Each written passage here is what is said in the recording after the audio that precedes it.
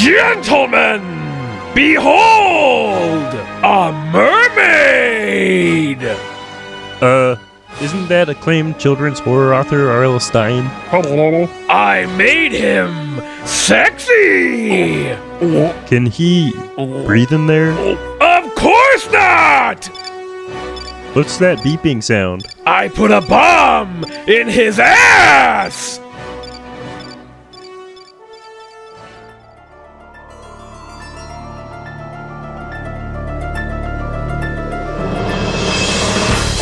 Hello, I'm still R.L. Stein. And then you can put the goofy scream sound effect in there.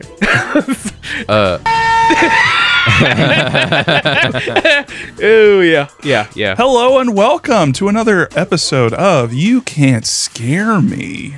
I'm joined as always with my good pals Mario. Hi, it's me, it's Mario, the cool ghoul who's everybody's pal. Oh, and yeah, this is the summer edition. So yeah, we're wearing Speedos. Just FYI, we're recording. I am wearing swim trunks. Yeah, no. Oh, wait, am I the only one wearing a Speedo? Well, I mean, a Speedo is swimwear. It's true. Yeah. It's true. Yeah. It's really, yeah. I'm getting sand everywhere. And so is my neon yellow banana hammock. It's true. It's true. Oh yeah. No, yeah. Hammock pals. What's up? Hammock hams. Yeah, we're bumping hammock hams. What's up, Brandon? How you doing? Not too bad. Not too bad. That's good to know. What are your feelings on sand? I think I love it. Oh, it's really? coarse. It's coarse and uncomfortable, and it gets everywhere. Gets everywhere. So in that And way, that's it's predictable. so daring. Yeah, Yeah. it's like consistent. I Yeah. would say, yeah, sand is often predictable. Welcome to the fan service episode of You Can't Scare Me, the summer edition, where we're all scantily clad, and we're talking. I would say I'm at my sexiest. Yeah. Right- No, I've right never now. been sexier. Yeah. I have a mustache, so Wow, really?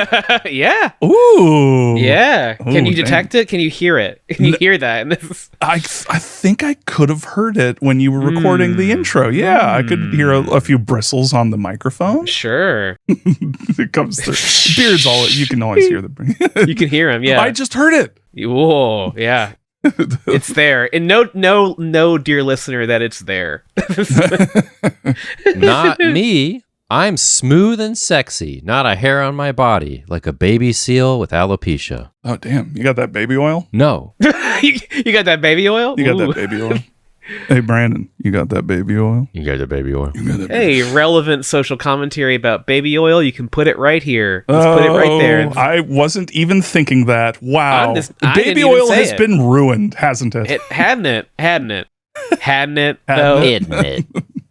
All right. Well, guess what, y'all? We're here to talk about, weirdly, I don't know why I didn't plan this, but a very like ocean summary kind of book, Yeah, this is a summer special. Book number 19 in the Goosebumps series, Deep Trouble. Wait, what's that? What do I hear on? What do I see bounding across the beach in slow motion?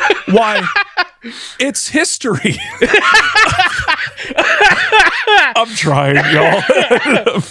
I'm recovering from a cold, and that really hurt. I'm sorry. It's summer that history. Oh my God, Brandon! God damn it! Ouch. Ouch. Mario.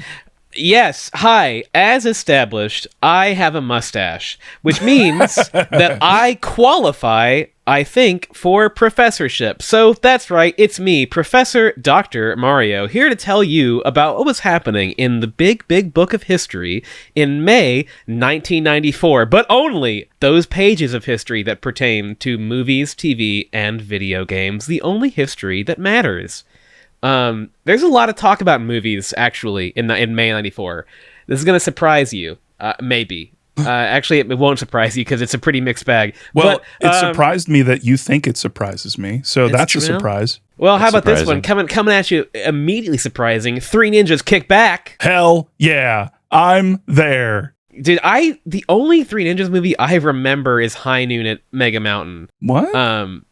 Like that's the one that I think about. You know what I mean? Like for whatever reason, that's the Three Ninja movies. You don't remember the first one where they give laxatives to the invaders, the home invaders, and make them shit themselves. That's an extremely traditional ninja technique, as I recall. Yeah, it's true. It's as the true. art of the shinobi is full of giving laxatives to people. Yes. I just feel like it's a weird one where there's actually 4 movies in the Three Ninjas franchise, and the 4th one, in my mind, is the one that people talked about. Like, maybe I'm an outlier. Maybe my high school experience is an outlier, but whenever we referenced our childhood in high school, I feel like we were talking about High Noon at Mega Mountain. I don't know. That's like being really into TMNT and Carrying the 3rd movie? Yeah, and everybody's talking about the 3rd movie, and it's like, Yeah. no. I mean, the 4th one is unique in that it has Hulk Hogan. Rest in piss.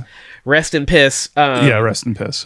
But, regardless, let's just say this. Three Ninjas was certainly, if you were a 90s kid, Three Ninjas was important to you at some point. Yeah. One of the movies you definitely watched. It was definitely a movie that I did watch. Speaking of things that are definitely a movie, here's a movie I didn't know existed, but sounds so wild that now I'm very curious about it. It's a film called Being Human. It stars Robin Williams, Okay. Bill Nighy, Vincent D'Onofrio, and it's also Ewan McGregor's first movie ever. Huh. Sand. It was an international co-production of the United Kingdom and Japan, okay?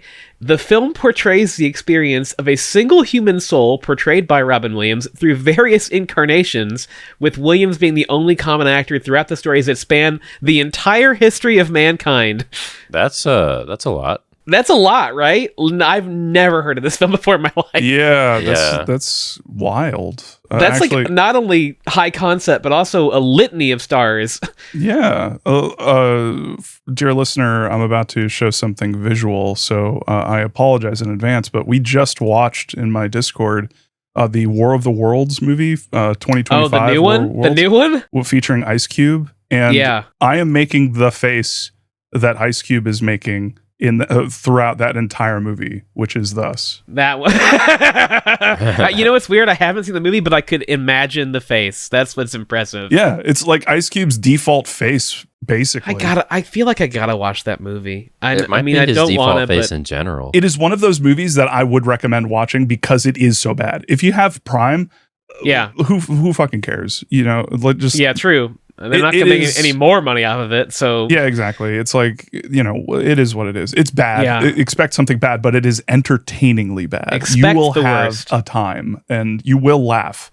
So here's an interesting one that was released this month in May 1994 that has, for some reason, been showing up on my TikTok For You page. Okay. Like edited clips of it. It's the movie Dream Lover. This was during the sexual years for James Spader. When James Spader was like in a lot of psychosexual thrillers. The Secretary, this movie, where he stars opposite of Madchen Amick from Twin Peaks. I mispronounced her name, but I loved her in Twin Peaks. I guess it's sort of a thriller. It's in the vein of like Cruel Intentions, that kind of thing, Back in 94, everyone is making movies about people having sex and then regretting it in big ways. So do with that information what you will. I don't know why it's been popping up on TikTok, clips of it. I couldn't tell you. I don't know. When did Species come out? Oh, 1995. All right. Species is pretty good, actually. Yeah, you just said like people having sex and regretting it, and I was just thinking like, what? Oh, yeah. Species is cooler than this. I'm talking about people having sex and then regretting it because they slept with like their secretary, and their secretary like kills a beloved family pet or something. Something like that. Something that kind of vibe. They're having sex with psychopaths, and it doesn't work out great. Oopsies.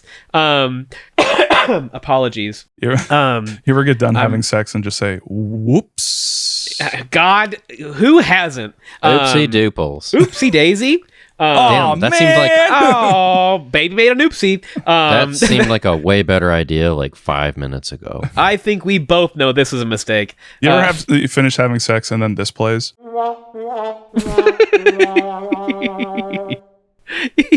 Yeah, the trumpet player as a roommate. That's every time. Yeah, you ever start having sex and this plays? That's also every time. Stop putting me on blast, Bob. Speaking of mistakes, this is a weird TV movie crossover. It was listed under films on Wikipedia, but it was definitely a TV miniseries. So I don't know what's happening here. Stephen King's The Stand. Oh, yeah. Okay. From director Mick Garris, a nice guy who makes pretty much only bad movies, and also bad TV miniseries. No offense to those who love the ABC The Stand. I bet the love is one of nostalgia and not because anyone thinks it's actually very good. Yes, I sit. God damn it, Brant. Fucking Christ. You, I don't think listeners appreciate, you have torpedo jokes. Yeah. That just like completely go under the water, but they're hilarious. And like, Brandon is a sort of submarine on this podcast. It's true. It's true. Running deep, running still. That's why I'm in my element with this one. It's true. It's true. I'm a battleship and you have sunk me. Why did that sound sexual? Anyway. I am a seagull. I'm above it all. I think only of bread. And shitting on people. Speaking of birds, The Crow came out this month. Oh. Yeah, that's okay. That means, that movie's all right. A shame about the lead actor. Yeah, not worth someone dying, but yeah. No. But it, Return of Jafar.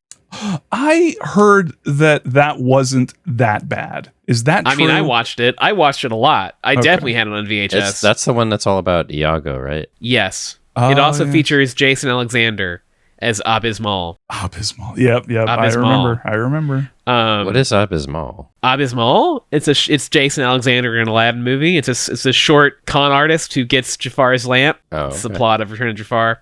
Beverly Hills Cop 3, the bad one, came out. The Flintstones movie? Oh, that. Yeah. I mean, yeah. Like the an animated one or no. The John friend. Goodman live action one. Yes. Oh dear. Moving on. And then a weird cyclical nature of history, the unreleased Roger Corman Fantastic Four movie snuck its way into people's greedy claws on VHS this Snuck month. its way into their nightmares. If you ever want to watch a bad movie, you could watch that. Or don't. Or watch the new one. That's probably bad too. TV. Boy, nothing happened in TV. Moving on. There were literally no new shows were aired, but Phil Hartman did make his last SNL appearance. And he was leaving the cast. And Star Trek: The Next Generation ended, so make it not so. Because it's not so on TV anymore. G Gundam premiered on TV actually last month, and I didn't know it, but here it is now. I'm saying it. Yeah. You mean Gundam? Gundam, a great show, an amazing show. Don't let anyone tell you differently. Yeah, wonderful. A piece of art that deserves to be preserved and remembered, and is featured in Super Robot Wars Y coming August 28th. Anyway, video games. That's a great. Wow, I'm doing transitions out the ass, man. Yeah, I've got video games. They are a mixed bag, I must say. Andre Agassi's Tennis for the SNES. Hooray. We've talked about this before somehow. I don't know how, but it's here. He was in his prime. It was a time everybody loved Agassi. They were all Agassi heads. They were, yeah. This one, I think we might all remember. I remember, certainly. Clay Fighter. Yes. For the SNES. Bad Mr. Frosty is there, and a bunch of racist caricatures that we will not be talking about. That was among the games that my parents considered satanic, and I wasn't allowed to play. Wow, really? Yeah, that one, because of like some of the visuals that they had in that one. It just looked scary. Sure. That and Diablo. Diablo. I mean, that makes sense. Yeah. It was Ichabod Clay that did it. It was Ichabod Clay. I played Clay Fighter a fucking lot. I rented that from Blockbuster on a near weekly basis, and I couldn't tell you why. That's like me with Primal Rage. I thought Bad Mr. Frosty was cool. I don't know. I mean, haha, funny joke, but also, I was a fancy little lad, and I did not like Clay Fighter despite playing it because it wasn't as good as Street Fighter 2. Oh, it wasn't. It definitely wasn't. Yeah. What is? Really? I mean, yeah. Hey, speaking of fighting games, though, a transitioned again. Mighty Morphin Power Rangers for the Genesis. Ooh, I remember that being pretty damn good. I played this only at a friend's house because I never had a Genesis, but I was really into it. And when I played it, I was like, ooh, this is cool. This is a cool game. I played the pants off that sucker. You could be Goldar in it. You can also be, I think, is this the one where you can play as the Megazord, properly? Yes, it is. And there's yes. big kaiju fights that aren't actually that good, but Yeah, you can play as the Megazord in that one, yeah. Yeah. I have no transition for this next one, but it is important. Tokimeki Memorial was released this month for PC Engine in Japan. The prequel to Symphony of the Night. It was actually. I mean, that's true. In the sense that the In the sense that sequentially the dev of the writer of Tokimeki Memorial then went on to make Symphony of the Night. Yeah. But yes, you too, if you were in Japan, the most important thing in your life at this time would be trying to successfully romance Shiori Fujisaki in Tokimeki Memorial and never, ever succeeding. And also, a little one that's not as important as Tokimeki Memorial, but I did play it a lot, Jazz Jackrabbit. I never played that one.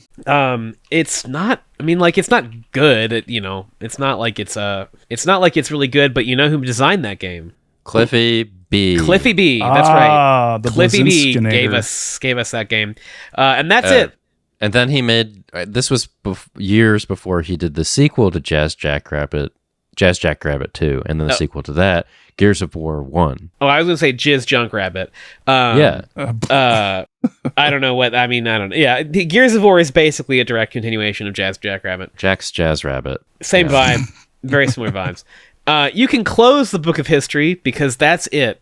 We'll see you again in June for some other stuff. There actually is some stuff in June that's important, but we don't talk about that yet. Rather than welcome to the stage of history, it's say goodbye to the stage of history. I forgot I was going to say welcome to the stage of history, but fuck. I was going to make that joke, but I forgot the specific wording of it. So yeah, I was right. The stage of history, a tale of souls and swords eternally retold. Get the fuck out of the stage of history. We don't want you here. Right, Sophitia? We done did all the history. We done did it, and you picked Killick, which means you're an asshole. I was literally going to say Killick is here to poke the history off the stage. Literally in the last episode, but I'll say it again. Fuck you if you picked Killick, and also fuck you if you picked Zhanghua. You suck. You suck. You know why you did it. You know why you did it. Where are my nightmare mains out there? My night mains. Hey. I had such a combo with that dude. I don't know if I mentioned it before. I probably did, but that combo that I had for that dude, oh my god, it was diabolical. I mean, I think if you are of a certain age when Soul Calibur 2 comes out, you are automatically drawn to Nightmare. And if you're drawn to anyone else, you're not normal. I liked Maxi. Maxi was cool. Maxi was cool. Maxi was cool because Maxi reminded me of Michelangelo. Yeah, true. Yeah. Not he had them nunchucks. The turtle. I mean, yeah, yes. And if you had the GameCube version, if you were blessed like I was, you could play Link, and it was actually kind of fun. I had the Xbox version, so I could play as Spawn, which at the time I thought that was pretty dope. I did think that's pretty cool. I had the Dreamcast version. I don't remember. Oh, you had Soul Calibur 1. Where's my Soul Calibur 2? Yeah. Oh, 2? Oh, yeah. Well, there was a lot of similar stuff. I forget which console I had 2 on. I think it was PlayStation. Then you had Heihachi. Right. Yes, correct. Who I didn't play because I didn't know who he was. That's because they lost the licensing stuff to have Cloud. But they were trying to get Cloud, which if they had gotten Cloud, that would have been great. That would have been that would have taken it. Yeah. Squeenix dropped the ball there. Why don't they want him in everything? Everybody wants him in everything. Well, now they do. Yeah. Which Soul Calibur was Yoda? That was 5. No, 4. Yeah, I kind of fell off after 2. You were right to do it, but anyway. I remember the custom characters being really interesting. Like, you could do some really insane shit with those. Yeah. I remember one interesting thing about Soul Calibur 1 is there is a mode where you can have them do like kind of like a routine of their moves or whatever. It was just like a video. Yeah. And at the time, I remember there were people posting on the proto internet that existed, that you could sync them up with certain songs. And Astaroths went along with a Monty Python song, Always Look on the Bright Side of Life. That's funny. That's It's funny. Look it up. I remember Look it that. up, No, yeah. Look it I up, remember listener. that. I remember that specifically. Yeah, because I was looking. Yeah, it was like kind of the attract mode, kind of like.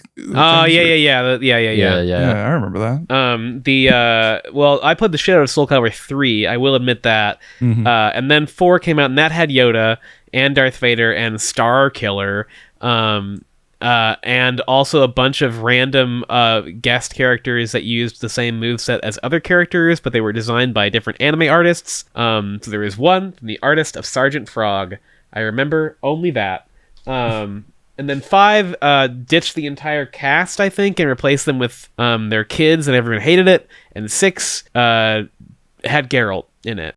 And that's the history of Soul Calibur. Thanks for joining me again on this little extra bonus episode of history, where I talk to you about that. Well, much like Voldo, let's bend over backwards and attack and slide into the next segment. Cover discussions with Brandon. Yeah. Yeah. Oh, wait. No. Oh, is there a different name for this section? That's right, Bob. This is Judging a Book by Its Cover, the part of the show where we do what they say we should not do. You can't scare me, and you can't tell me what to do. So I'm the nodding. Jacobus, I'm nodding. I'm nodding. Yes. No. Yes. Maybe. The Maybe Jacobus so. cover. The original. The big one. I think it's pronounced Jacobus. Jacobus. I'm going to always get it wrong. Jacobius. Jacobius. The Jacobois. Jacobus. Jacobus. So the Jacques cover features blue text on a cream background. The center image features an underwater scene tilted slightly up towards the surface of the ocean from beneath. The bulk of the image is occupied by a black and white hammerhead shark with bared teeth, turning to take a bite out of a human child with green swim trunks and flippers, his head hidden above the surface of the water. A multicolored coral forest is visible in the background, and god rays descend diagonally from the surface. The tagline is, "Just when you thought it was safe." It's a solid cover. Hey, have you seen Jaws? I love Jaws. Have you seen Jaws before? There may be some references to Jaws in some of these covers.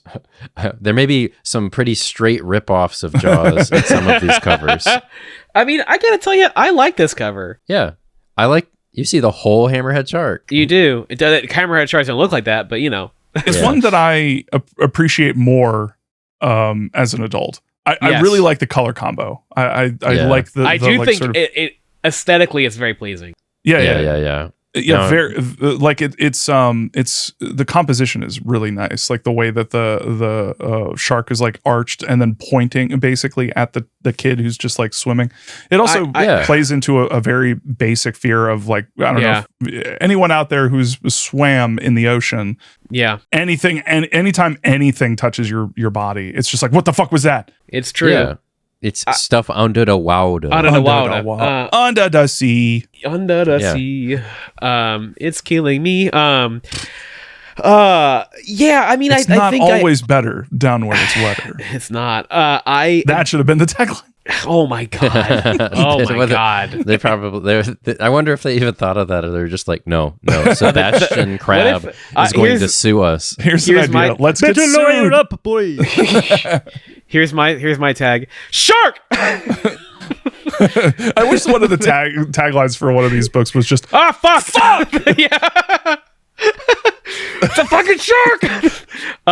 or just like just like a huge scream. Just literally the tagline is I mean, here's the thing. I agree with you, Bob. If I was a kid, I think this would not have grabbed me as much. Like I appreciate it more now than I think I would have as a child. Like I think I would have just kind of skimmed past this one as a kid. Yeah.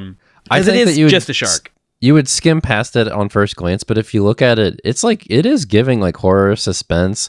The fact that you can't see his head is like makes it feel pretty classy. Jacobus has pinpointed a scene that lasts for approximately 1 second. But okay, fair enough. I mean, We'll get into it, but like the book is pretty atypical for Goosebumps. Yeah. And so if you were trying to make a cover that like fits on a shelf of horror It's books, true. you wouldn't. It would be depict hard the to make- majority of this.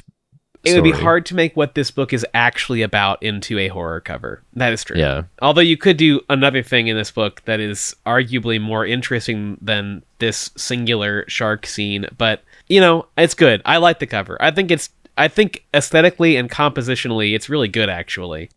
Yeah, and an interesting thing to compare it with are I've included some of the pencil sketches for other versions that The treble sketch. that the J boy The J boy. The Jacques. So Jacques provided pencil sketches with even more hecked up encounters with the shark, including one in which Billy is swimming towards the viewer, closely followed by an enormous open mouth of a shark many times his size. It's okay. It's not. It's like really similar to some of the other, but like just a kid being scared, like looking at the viewer. Yeah, it's neat, but it's very direct, and I think so. Both of these pencil sketches are much more actiony and much more horrifying than the book actually is. I think the first one is inaccurate, but fits with the Goosebumps theme a bit more. I think that the cover he ultimately went with is a little classier. Yeah. Yeah. Although we didn't mention it, it's strange that this hammerhead has like orca colors, like a white belly and black back. Yeah. But I guess also it must be said that hammerheads monsters. are not aggressive, so the whole premise is flawed, but it's okay. They were making good choices for kids media. It's like a hammerhead is a recognizable type of shark. And I'm sure they said we can't do a great white. They already did that in Jaws. Like I'm sure that's literally what they said. Yeah. Speaking of Jaws, here's the other pencil sketch by Jacobus, which is Jaws. That's Jaws, all right. It's That's Jaws, except Jaws isn't under the water. It's the hammerhead is breaching the surface of the water. Yeah. It features the shark's enormous open mouth breaching we are the surface. Being so generous. Child dwarfed in the foreground. We're being so generous with the size of a hammerhead's mouth. We're just I kind of like this one though. Not gonna lie, this one's pretty. Like honestly, if you're gonna interest kids, play around with like referencing popular culture, it's modern fine. movies and stuff. Nothing wrong with it. The best part of this to me is these. He's done a lot of work drawing these waves. They're very well rendered. It looks like he's in a. There's a lot of detail in this sketch. Yeah, he's like in a choppy sea, and he's got like some real hokusai waves breaking behind the hammerhead's giant head as he emerges from the water. It's cool. It's actiony. I think it arguably fits the book better, but also it's Jaws. So yeah. And I would say that it doesn't fit the book. I would argue that it kind of doesn't fit the book that well, but yeah. I think it fits the book in the fact that the book is very action centered and is not very subdued or horrifying. So I guess anyway, that's the sketches. So let's go to the classic cover now. Let's talk about that. The classic cover is not that different in idea or composition, featuring another underwater scene with a more monstrous and mutated-looking hammerhead shark front and center. In the background, a rock outcropping looking like a giant skull is visible above red coral, and god rays descend from the surface. No human figure is visible in this one, which I think makes it less effective and less spooky. I mean, it does represent what the shark is doing for 99.9% of the book's runtime. Just hanging out in the ocean. I mean, Also got to shout out the fucking 6 different fonts on the cover. Graphic design is my passion. It's so bad. Why do they keep doing it? It's what could the bonus features possibly be for this book? It is a book. Probably it's a URL that you have to type. Probably. Imagine if it came with like a disc of a Flash game. Wouldn't that be amazing? Cool. Like a little point and click learn about sea creatures game. Oh, that would be cute. Like all of the animals referenced in the book and like the I had such a thing. I had a Magic School Bus game that did that. Hell yeah. This shark looks like a fucking WoW monster. I've said it before about other things this artist draws, but this looks like a video game monster. It just has big like fantasy creature and energy. Yeah, this is pretty boring cover in my opinion. I should say I like the skull thing, but like, that's just intrinsic to skulls. It doesn't really fit with the vibe of this book or the reality of this book either. Yeah, it's fine, but it's not really, it's nowhere near the original, and it's not really doing anything for me. For my WoW players, yes, you absolutely like. I think this is straight up a screenshot from Vashir. Yeah. So I'm gonna Google it now. Moving on. For my Vashir. Vashir is Vashir is the underwater zone in the Cataclysm expansion. Oh yeah, it does look a lot like that, doesn't it? Mm-hmm. Doesn't it? Yeah, I'm pretty sure they have a skull like place that you swim into. Anyway, I'm gonna shut the fuck up. It's a skull place. It's the kind of place that's got a skull in it. You got skulls in places. What are you supposed to do? What are you supposed to do? What are you supposed to do? And what's to do with the skulls? So the Yukon. That's Come on. impressive warble. That was pretty good, yeah.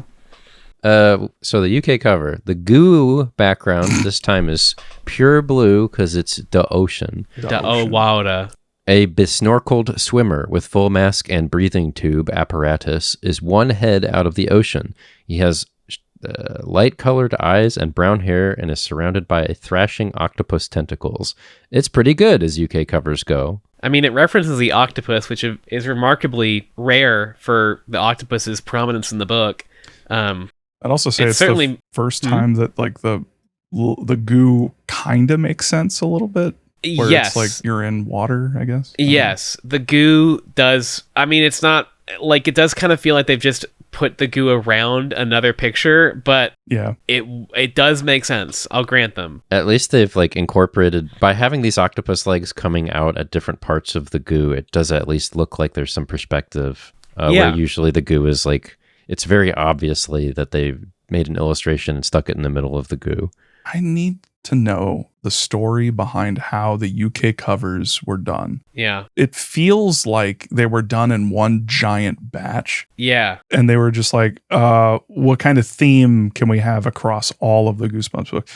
How about goo? How about just everyone's in goo? There's just goo. I think it was like the 90s thing where like kids were like, they had that not board game, whatever, you know what I mean, where like you had a guy's head, big plastic guy's head, and the game was pulling boogers out of his nose. They you mean like gross out type stuff in the 90s. Skull, True. the Monster Factory thing, yes. You know what I mean? Don't I think wake that Daddy, probably Creepy crawlers adjacent. Don't pick Daddy's nose. Creepy crawlers. Oh my god. Creepy crawlers. Oh, man. It was a thing in the 90s where there was a lot of like toys, games, card games where gross out humor was like kind of the thing. I'm sure parents hated it.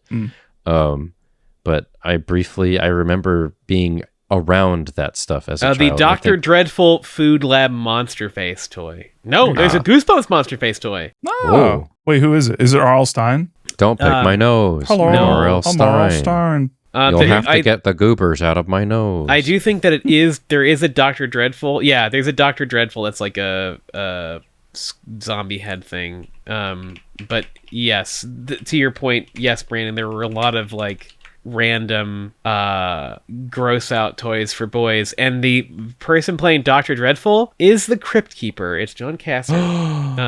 Yeah. Wow. Yeah. I gotta look this up. I'm putting a link to it right now. One of them. Wow. Oh yeah, I remember this. Yeah. Yeah. You definitely remember this. I remember the beakers. Yeah. 1000%. Yeah. Oh, this one's not John Cassidy, so that's weird. I remember the brain. Yep. Yeah. The viewer, listener, not viewer. There's a toy that is an orange skull with a green base in which brain foam. Yeah. Pink foam is ascending. Probably you mix the sugary powders and stuff and it foamed I up. remember a white drank skull, but I can't find it now, but regardless. I think all secondary colors this one. Oh yeah, and you I think that thing in the back is like maybe you make like gooey gummy worms or something out of them. Yep. Yeah, there's a lot of like gross out food type guys back in the day. Very strange. You got to think the artist for the UK cover. The UK covers was you got to think when he got to this one, he was like, "Fucking finally!" Like, this My time to shine. This is what I trained for. Yeah. All right. Yes. So let's move on to the French covers and Cher de Poule. Cher de Poule. So this is Bignadante Oh, Ardite. this looks familiar.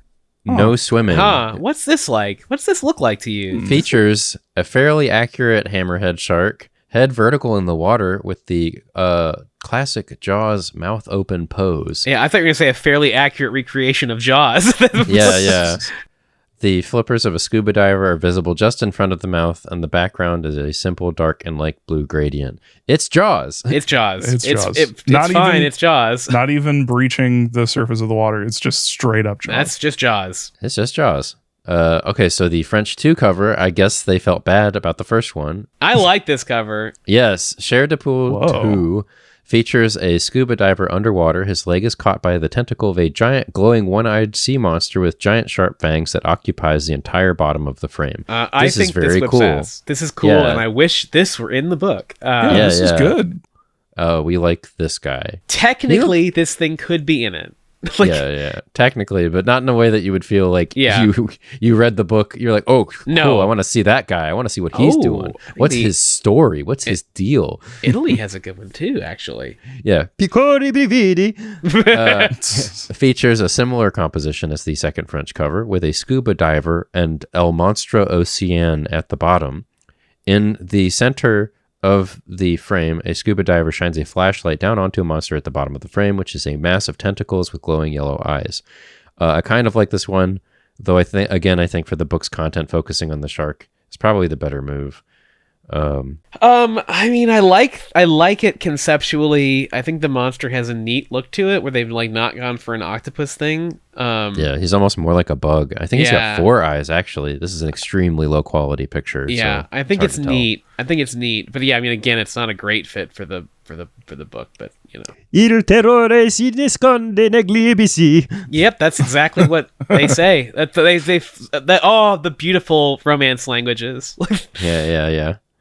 Okay, so next one is the Korean cover, which could have just been called Shark! A hacking great white shark is swimming open-mouthed toward the reader. The background is red. The shark is black with red eyes and white teeth. It's cool. It's very subtle. I would call this book jump scare the book. Like this Yeah. is like you pull it off the shelf and get jump scared. There are also little, like, completely two-dimensional cutouts of sharks, and one of them Yes. has, like, eyes and teeth, like Yes. little like eel teeth. That's cool. These Korean covers, man, they're all cool. I like their vibe. It's a great vibe. I like it. I think it's Yeah. a cute cover. This has got like a sponge texture all over it as Yeah. well. Like they always do the work, these guys. So next one, shirts. There were a lot of shirts. Mostly they were the Jacobus. I can't remember. Jacobin. Jacobus cover. It's Jacobus. If I say it a million times, I'll still forget it. The Joker's So- cover. The The Joker's, Joker's trick. cover. Joker's chance. There were a few shirts, all featuring some rendition of the Jacobus cover and Oh my the God. title of the book. I'm The gonna tagline. I'm Brain gonna is take breaking. I'm gonna take you. Just give me a clean Jacobus, and I'm going to copy paste it every single time. Jacobus. no. Jacobus. Wait. Jacobus? That way it'll be perfect. recognizable every time. There were a few shirts, all featuring some rendition of the Jacobus cover and the title of the book. The tagline is not Jacobus is also featured on this one. I've included.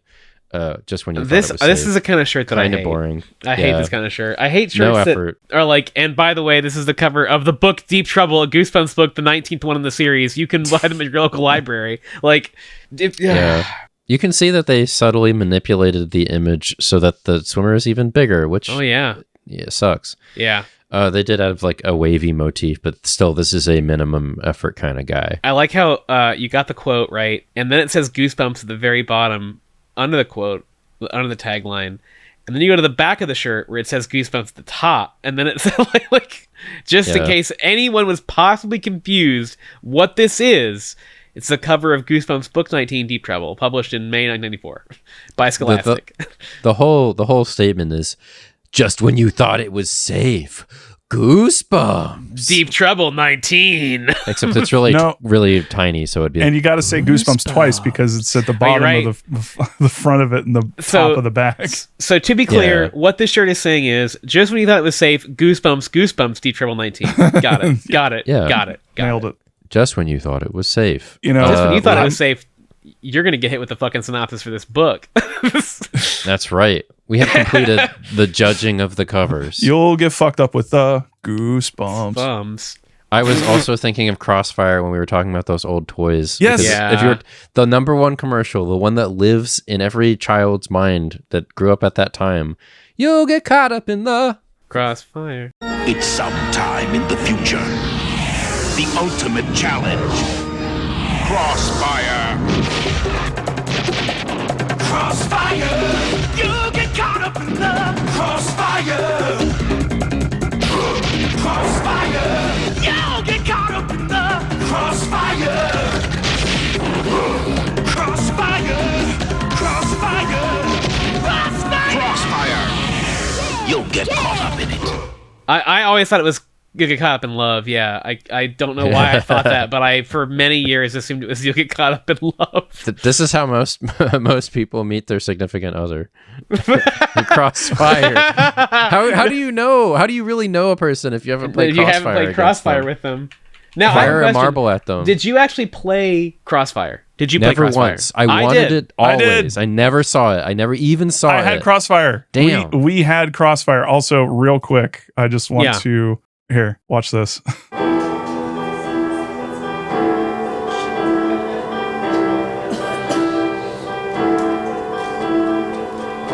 Crossfire, you'll get caught up in the crossfire. Crossfire, you'll get caught up in the crossfire. Crossfire, you'll get caught up in the crossfire. Crossfire, crossfire.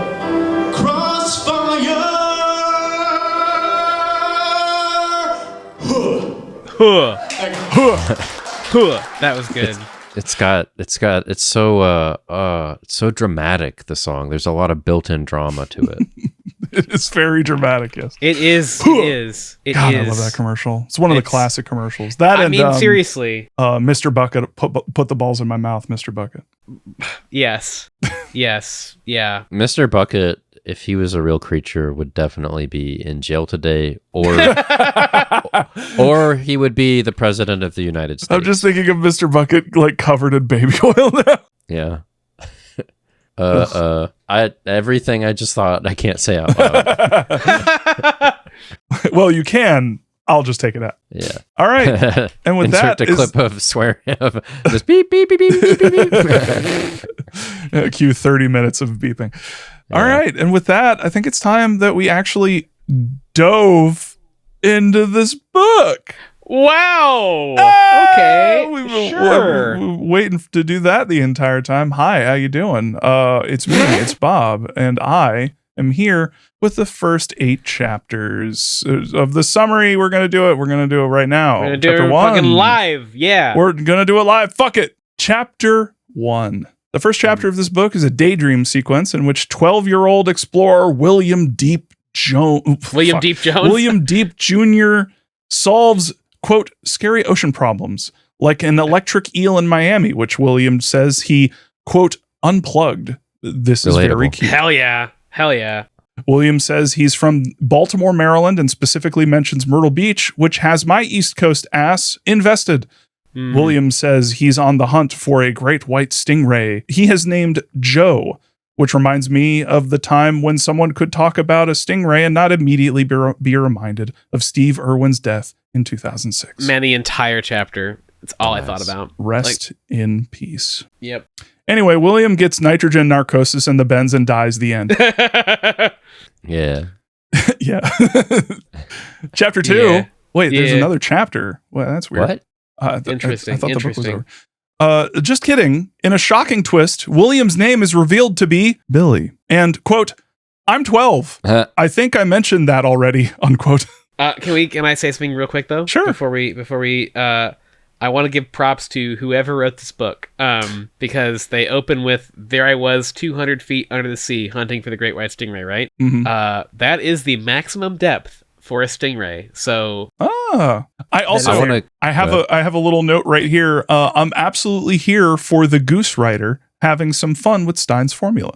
So whoever wrote this, whether it was Stein, whether it was a Goose Writer, I enjoyed. We'll get to it, but like. Actually, we'll get to it. I'll shut up. I won't. I keep talking about stuff before it happens in these things, and I need to stop. We all do. We have a problem, a brain problem. But I will say, I'll just say of this chapter specifically, I think this is the kind of daydream I like in a Goosebumps book. Yeah, because it's got useful information that's in it. Like if you're going to do a dream sequence or like I think it works really like a lot better if it's a daydream thing. Yeah. Because then you can insert like things that are happening. And especially if you do it like early on, you have a bunch of useful information that you can give to the reader so that you don't have to like, it's not an utter waste of time. I think this is an inoffensive daydream sequence. Yeah. I think it's typical for a kid too. It's like they're having delusions of or daydreams of grandeur, I guess I should say. Daydream delusion. The other thing is, and this is unusual, extremely unusual for Goosebumps, this actually sets the stage for the events of the book. That is unusual for dream sequences, which are frequently much more interesting than what's actually happening in the book. In fairness, Billy is something of a deep sea explorer. So like, it's not like he was in his pool. That I was expecting that kind of reveal. I want to bring this up because we are going to be talking about it a lot, and I don't want to forget this. So this book is pretty cool and pretty unusual in terms of Goosebumps. A lot of stuff happens in it. This book was one of 3 Goosebumps books to win a Nickelodeon's Kids' Choice Award. Yes. Which it won in 1995. The other 2 winners were Even More Tales to Give You Goosebumps, and the third was Deep Trouble 2. So look forward to it. Yes. And as we go on, you will be like, you dear listener will understand, will also feel that this is an extremely atypical Goosebumps book for the amount of stuff that happens in it that's actually stuff. I'd also like to add, from the trivia section of the same website you pulled, a great piece of trivia they added. Billy's name is William Deep Jr., which means his dad's name is William Deep Sr. Yeah. So take that piece of trivia with you. True facts. True facts. I mean, and his grandfather was unnamed. Yes. Yeah. So, sorry, Bob, continue. Okay. Billy has a sister named Sheena, who is 10 years old and annoying. Considerably more so if you listen to the audiobook. It gets really bad.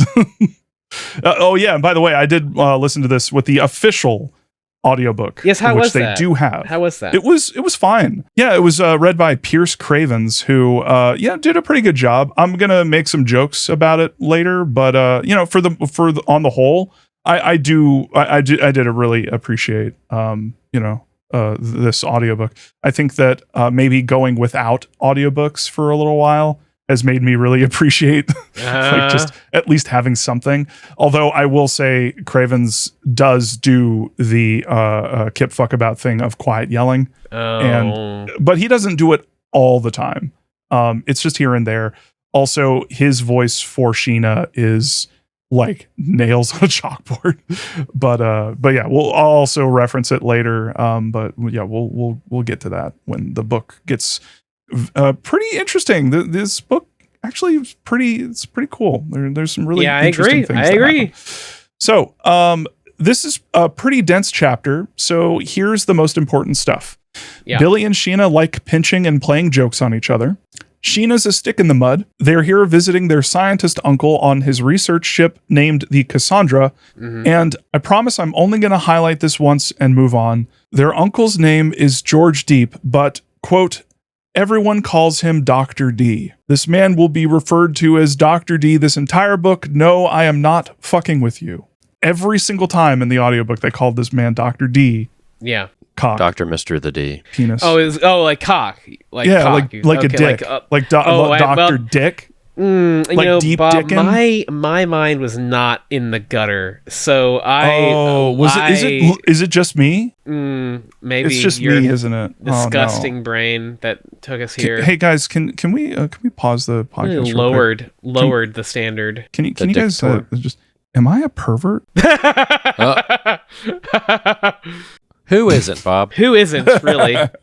Everyone who is pretending not to be a pervert is pretending. Hey, listen, there's this book. Hey, you don't need the Dr. D to be a pervert about this book. There's foot stuff in here. There's foot fish stuff. women. There's fish women Hey, spoilers! tickling your feet. There may be fish women. There may or may not be fish women. There who may tickle or your may feet. not be fish women. There was no fish women on any of the covers. That's true. Also, I'd like to note that Sheena is described as having no imagination, and I wrote 100 years ago that would be a compliment. So Dr. D's physical appearance is described as scientist. Yeah. Quote, anyone who saw him would say, I bet you're a scientist, unquote.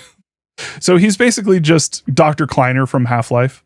Yeah, that's He's Dr. kind of Kleiner. the vision. Yeah. Like straight up Dr. Kleiner. Help Yes, me, Billy, Gordon! what is it? Help me, Gordon! Help me, Gordon. Look, Gordon, a rope! Help me, Gordon! I don't know if you... Yeah, you know, I know. Yeah, the live... Yeah, okay. Look out, Gordon! Yeah. Hotted boobs up ahead. Yeah. Tits, big ones. Tits, big ones. Yeah. The I Half-Life read that about the it on AI Wiki- is real. Half-Life or of the sentient or AI is whatever. real, yeah. It's very good. I read about it on Wikipedia, the free online encyclopedia that anyone can edit.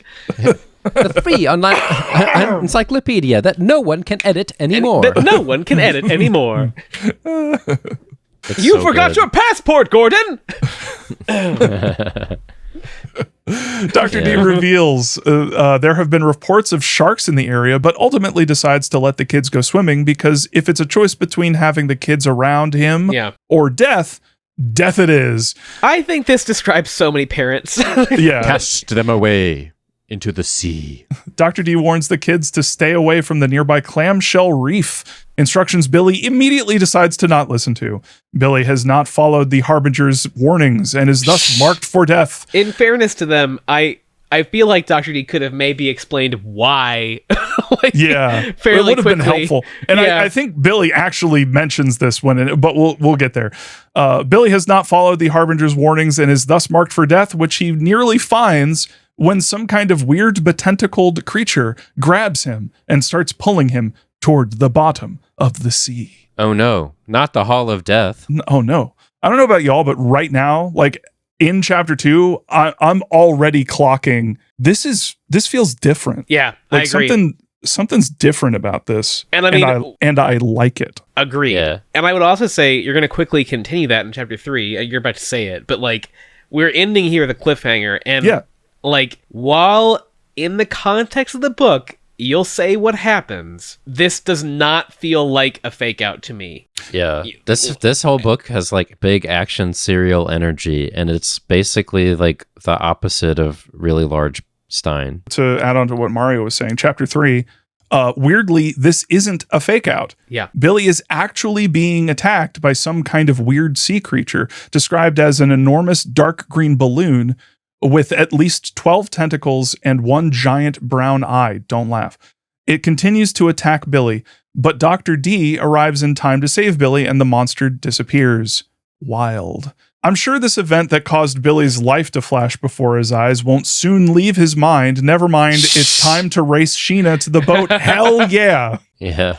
Yeah, Oh, wait. Sheena's wearing flippers, which is basically a swimming cheat code. that's true. So Billy decides to take a shortcut through Clamshell Reef. On his way through the reef, he gets tired and decides to step on the coral, causing him to scream and probably die. I mean, first of all, even if this wasn't what we're about to find out, you shouldn't step on coral anyway. Yeah. It's like, it's sharp. Like, you know what Yeah. I mean? Like, if you've ever done it, it's sharp. It will cut you. It's like rubbing obsidian. It's like, just yeah. don't do it. Just don't do it. But also, let's note that if this sea creature that he was attacked by, which, again, I grant that only he knows about it, so it's not like a thing that they can... Everyone will tell him it's not real, but he is insistent it is real in this chapter. So I take it as written, it is a real thing. Yeah. And I guess it would technically be a dodecapus. So it has 12 tentacles, so... Yes. It has a brown eye. It hungers. It is Dr. Weird's ass. He's a crazy guy. Chapter 4, Dr. D explains that Billy stepped on fire coral, which is real. It's and real. hurts a lot if it touches your skin, delivering Yeah. a burning sensation, hence the name. I didn't put this in here, but I did a little research, and I actually looked at some videos of fire coral burns, and they Ugh. last from 2 days to 2 weeks. Yikes. So Billy recovers really quickly, but He's superhuman. yeah, there was a video of a diver just brushing against some of this fire coral, and her hand is completely fucked up for like a while, like huge blisters. It looked really painful. But So Billy spends the rest of the book in terrible pain, incapacitated. Traction. covered in Yeah. blisters. Yeah, that's the other thing. I didn't put this in here as well, but fire coral, fun fact, fire coral is not coral. Yeah. So there you go. It is, I forget what it's called. It's some kind of like, Plasma. It's fire. it is a hydrozoan. Ah. So yeah. Anyway, also coral can be extremely sharp, Billy. Why the fuck would you step on it? I feel like that's a pretty common thing that everybody knows these days, but I don't know. Maybe when this was written, it was like, also it's for kids who may not necessarily Yeah. know these things. So I need to like chill. Anyway. Yeah, Billy's 12. He don't know. He don't know nothing shit. about I'll nothing. I'll add that a hydrozoa is a small predatory animal that forms colonies with others of its species. So Yes. the fire coral is actually a bunch of little tiny animals. Little Which coral is stationary also, hunters. Yeah. Yeah, apparently Coral is also an animal, but they sting because they're actually basically grabbing micro not microfiche. That's microfiche. They go to the library and they hunt They're doing some microfiche. research, yeah. No, yeah, they like stun their prey, which are Yeah, they're releasing stingers into your Yeah. body. Also, I also learned this. If you get stung by fire coral, I don't know why. I'm just throwing this out there. If you get stung, do not pour tap water on it. Do not wash it off with tap water. Wash it off with alcohol, isopropyl alcohol, or seawater. Because if you wash it off with tap water, it will reactivate the stingers and it will fucking hurt. So Good to know. it also causes your skin necrosis on the edges of the burn. So that's fun. Nice. Anyway, That's not good. You don't No. want that necrosis. don't want that Got the necrosis. I don't want that necrosis. Got the necrosis. Doctor, get this necrosis off of me. Doctor, Doctor, you got the necrosis. all the main characters in Goosebumps books should talk like that. Doctor, Doctor, I got necrosis. Doctor, help me. Help me, I got necrosis. got this. I stepped on fire coral. Help. Why Everyone's are we turning into children? We're turning the children from pork chop sandwiches. Yeah, it's a hydrozoan. I was like, you do that. See, I was going for more of an ooh woo type thing, but yeah, I don't know. Everyone starts swimming back to the ship as Billy feels fingers tickle his leg. He tells Sheena to cut it out, only to realize Sheena is swimming with Dr. He, Dr. D, man, only to realize she is swimming with Dr. D up ahead of him. So who or what touched Billy? Chapter What end. would it have been? I don't know. Wet in the Fingies. deep. Whose fingies touch me? Whose fingies touch Whose me? fingies touch me so? Chapter 5. This chapter introduces Alexander Dubrow. Dubrow? Dude, bro. Dude, Alexander bro. Dude, bro. Alexander That's, Dubrow. I mean, that's how That's I canon interpret now. him. That's Yeah. canon now. Dr. D's assistant and cook, I guess. He's basically a big buff dude who makes great food, but the kids hate it for kid reasons. Dude, bro. He's made chicken salad sandwiches for lunch. Billy decides to try it first and freaks out because the sandwich is mildly spicy. He starts screaming about how Alex put fire coral into his sandwich. Kid shit. Okay, Billy. Yeah. The kids demand cereal instead. Words happen describing the kids getting used to Dr. D's boat and feeding the fish on it, including some kind of eel named Biff. I don't have this written down, but I really do like the names for fish in this book right now. Like, Yeah, it's cute. Yeah. it's cute. Biff and Joe. I Yeah. don't know. There's something cute about it. That's cute. I like all of the names. Billy Deep. It reminds me of how the shark, the animatronic shark in Jaws, was named Bruce. Yes. Probably because he had a bunch of springs in him that kept breaking. I think it's cute to name the creatures like this. I think it's cute. I think this book is like actually very well crafted. Like I think there's a lot to like about this book. Yes. There's one chapter that it's I'll just say it's very Goosebumps. But other than that, this is shockingly like. Oh, we'll get there. I need to shut up. Dr. We're D all in gets, agreement. We all feel the same. We'll get to the part where he gets necrotizing fasciitis. Dr. D gets some backstory here and is described as a goddamn maniac when he's not in the water. Quote, Dr. D ended up spending a good part of Christmas Day in the bathtub playing with my old toy boats. As long as he stayed in the water, he was back to normal, unquote. Dr. D is not well. Dr. D stuff. has mental problems. Very normal things are happening in this book right now. I will say that this may act as I haven't read anything about Deep Trouble 2, but there is some setup for stuff in this book, like a few things, this being one of them, where it's like, this made me think, is this like a stay out of the basement situation? Stay out of the basement. Stay out of the basement. I do know that on some level, Deep Trouble 2 involves a mad scientist. Okay. I don't know who it is, but I know there is one in that book. The Blood Waters of Dr. D. Dr. Deep, yeah. Yeah. Who's going to say it? Dr. Mr. the Dick. Sargasm. The weed of deceit. Thank you. Yeah. The weed of deceit. Anyway, a boat with a marine zoo logo pulls up next to the Cassandra, and a man and a woman appear. And a man and a woman appear. I don't know why I'm putting a D at the end of woman. You're the one who's cursed today. It's not me, I don't know why. I'm going to take a sip of water. Hold on. Feel free to make fun of me. Okay. I was just going to say Dr. Mr. Dick. Dr. Mr. Dick. That's Dr. Mr. Dr. Mr. Doc and Balls. Doctor Micturate. Doster Monster Dong. Dr. Mr. Cock and Balls is what I was trying to say. Anyway. Dr. Monster Balls. So a boat with a marine zoo logo pulls up next to the Cassandra, and a man and woman appear. Dr. D takes them to his office. Billy decides to eavesdrop, and the chapter ends as he overhears the man saying, I don't care how you do it, Dr. Deep, but I want you to find that mermaid. Whoa! Fuck!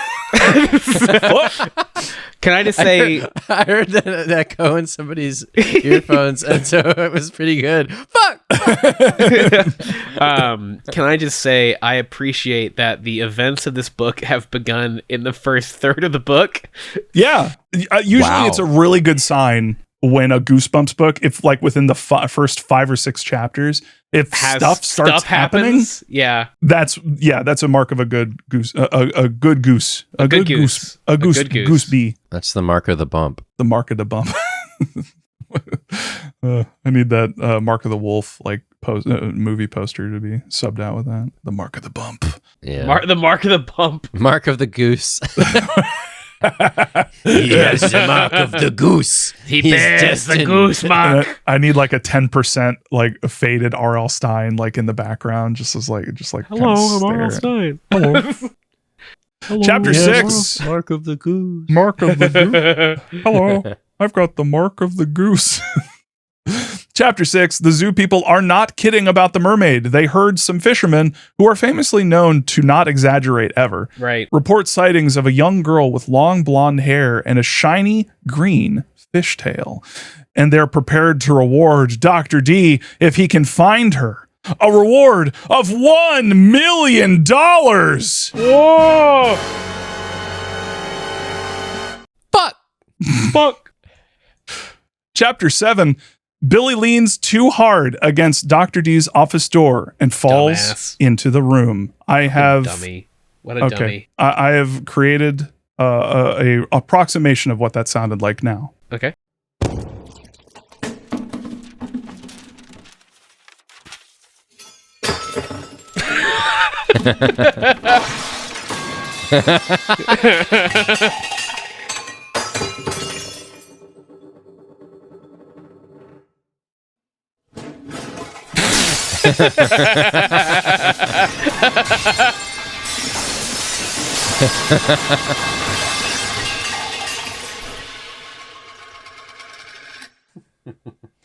You know, I was waiting.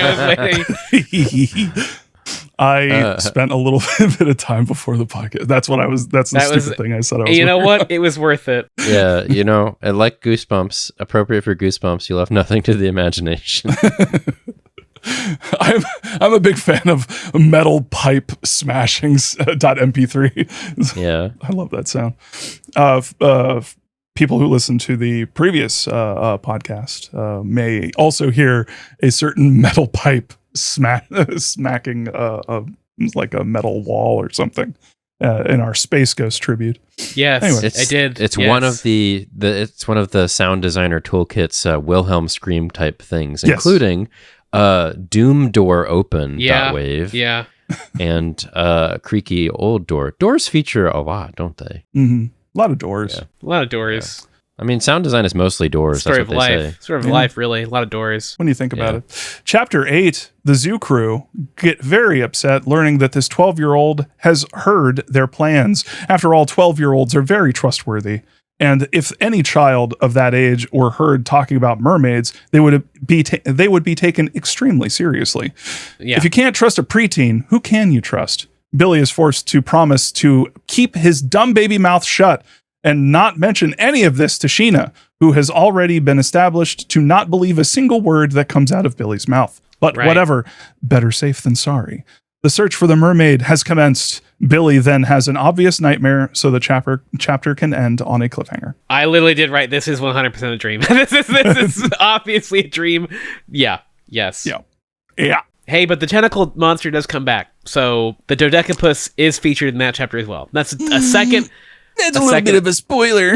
I know. I meant in the chapter you just the dream sequence just now. I'll cut That's that out. that's a second appearance from the dodecapus. Oh right, yes, I do remember the description of a single brown eye. Yeah, so How, like how in can the- you not He's notice the that?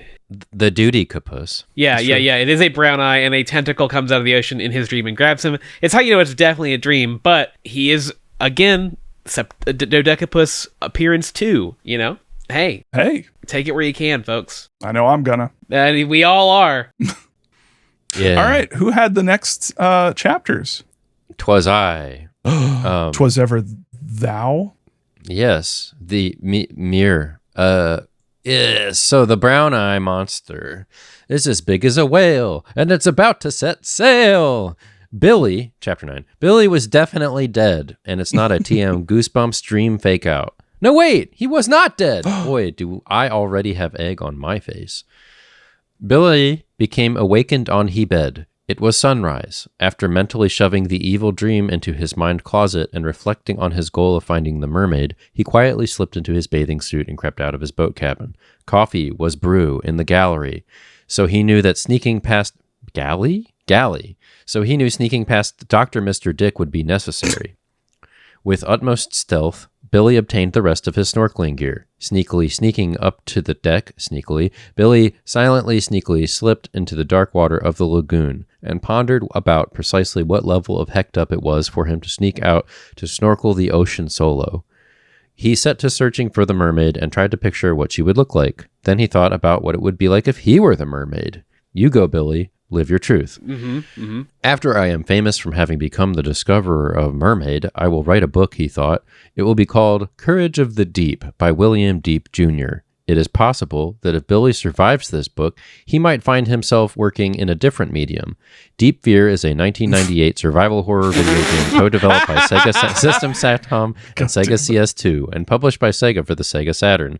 Set on the underwater Big Table Research Facility in the Pacific Ocean, the player controls John Mayer, yes, as an unknown infection begins, transforming the facility staff into hostile mutants. It's lovely. We should play it. And Billy...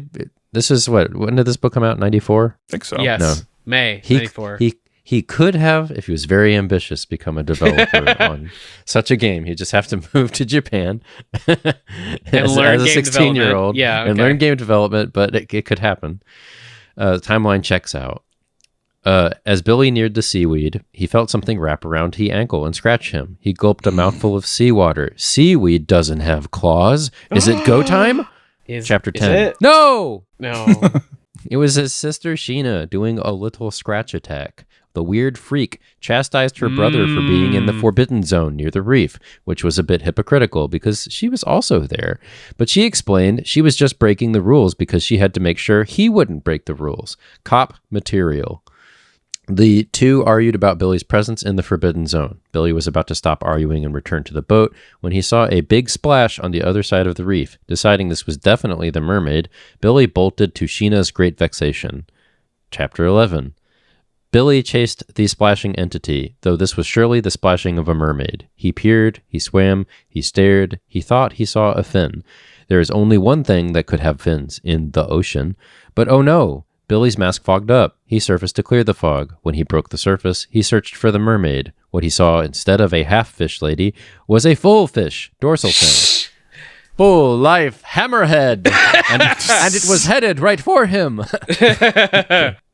Yeah. Chapter 12. This is not a fake out. And Billy did not has weapon. It is, in fact, the elusive go time. The shark approached Billy with malicious intent, swam past him, and began circling. Oh, fuck! Billy made it for the reef, but was incepted. The fish got into his mind. Oh no! A fish within a fish. The fish No, with a fish. the recursive fish. But was intercepted by the monster fish. It continued to circle, growing closer and closer. Finally, the shark's nose bumped Billy's leg. Its jaws opened, and Billy had his life flash before his eyes because he's about to die. For real, halfway through the book. The rest of the book is an extended epilogue. There's a funeral. It's beautiful. Sheena learns to dance, like to live Billy's memory. Alexander makes a lot of food specifically about it. I don't know how you make food about a funeral. He did it. It's a Squall is Dead type book, is what I'm saying. Its jaws opened. Billy kicked with all his strength, barely managing to avoid being chewed. Billy broke for the reef again. He reached the fire coral and pulled himself up on it. Safeu. But, oh no, he was dragged backwards into the ocean again. Billy tells us that's the shark dragging him back. But since this is the end of a chapter, it's probably his sister or something. Right? Right? Because this is Goosebumps, right? Right. Chapter 13. No! It was the shark! The shark pulled him back into the water! Whoa. No Stuff way! is happening! They're setting stuff up and then doing it. You can just do that. You know, it's free. Wait, You're hold writing on. a book. Can we check the cover of this book? Is this? Oh no, we're reading Goosebumps. Boost Oh, fuck. Laurel Necest wrote it. Am I having a seizure? What? Smub Esug. We're reading. Yeah. Mr. Smub. Why do they call it oven? When you When you novi the toe T the Jesus, doof. No, Jesus no, Christ, it's worse. we have got to You're stop. making it worse. You have to stop. You can please no. No. I've lost my place. I'm tearing up.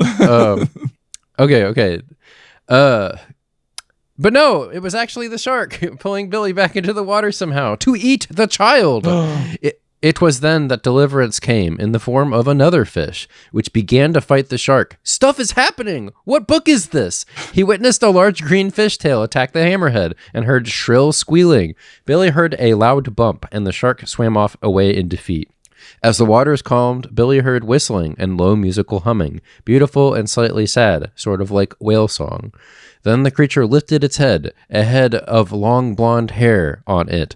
A mermaid! For real! Chapter 14. A Hans Christian Andersen-ass mermaid. May I interject Yeah, quickly? yeah. Seeing as how the shark grabs Billy in that chapter, we can now assume that Billy's leg is just a pile of meat. Yes. I presume that it should be covered in blisters and horribly racked with pain from the fire coral. His leg is now just meat dangling from his body. This kid is just dead. Billy gets fucked up in this book. Yeah. Yeah. There's just like shredded pork hanging off of one leg. Please note, in this book, Billy has touched fire coral, and also he was actually mauled by a shark just now.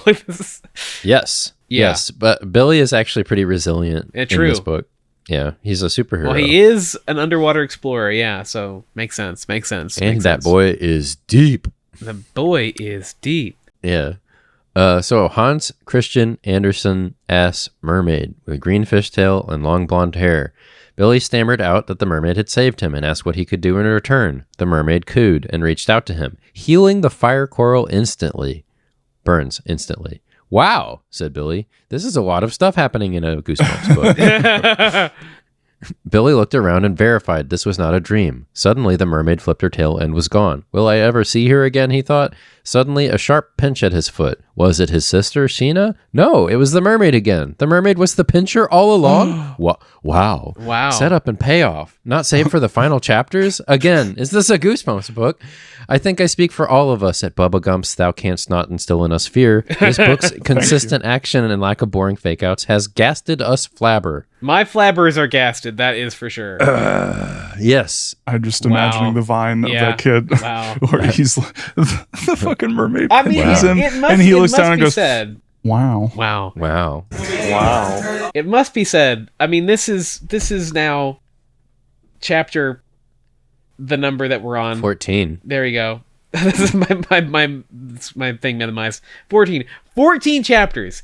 And in 14 chapters, I think basically something has happened in all 14 of them. I think there's more happens in this book's 2 chapters than the entire Mummy Tomb book. I mean, we're not even halfway, or maybe right at halfway through the book, and an actual fucking mermaid is here, indisputably real. Fighting a hammerhead shark. Fighting a shark, yeah. What the hey, R.L. Stein or whoever, where have you been? like what the fuck?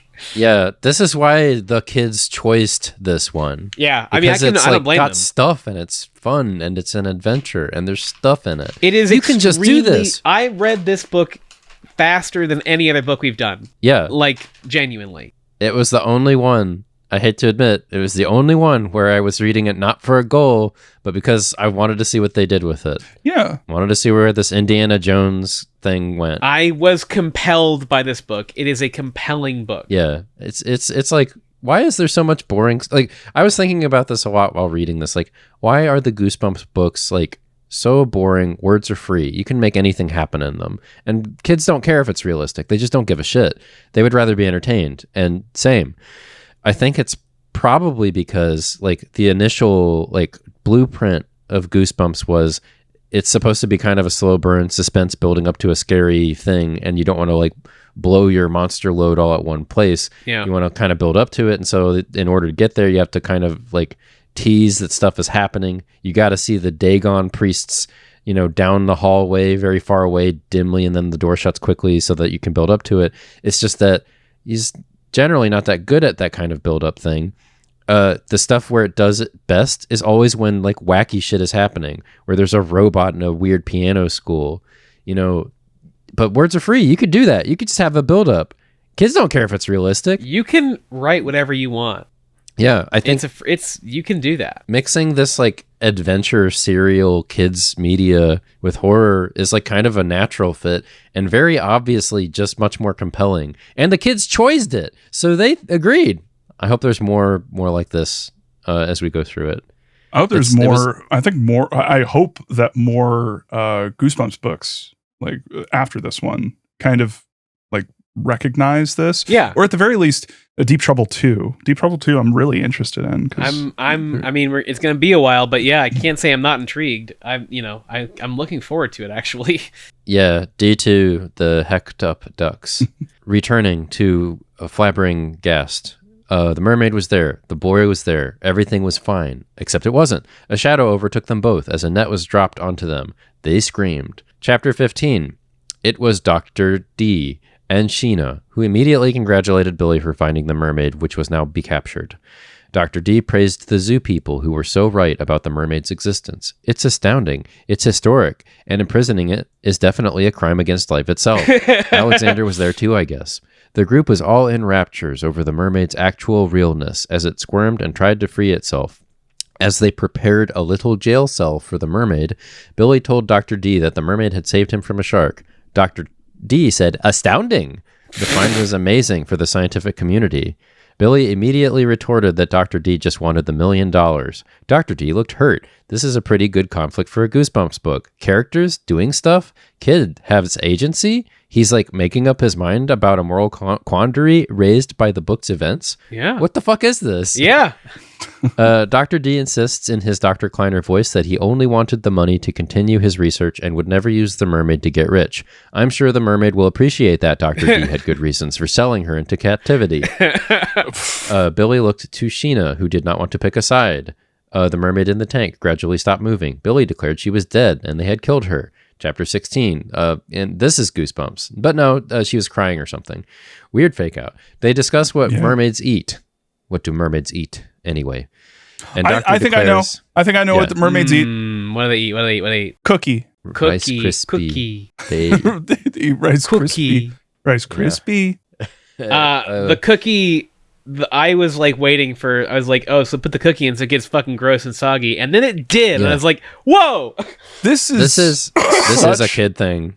Yeah, and I love it. It's like normally in Goosebumps, it would be like, oh, why'd you do that? That's stupid. Yeah. It's very adult writing children, that we've called out before. But this really feels like authentically like the kids just trying stuff, being a kid, not knowing shit, stepping on fire coral like a fucking idiot. I agree. Yes. I think this is a really genuinely good kid protagonist doing kid stuff. Yeah. With a heart in the right place. Yeah. Also, he doesn't suck. Yeah. Yeah, he doesn't suck. He doesn't suck. He's actually enthusiastic and proactive. It's pretty cool. He doesn't have to suck. The story doesn't have to suck either. Words true. are free. You can just write them good. Words are, You quote can make Brandon, there be stuff. Words are free. You can just write them good. You can just do that.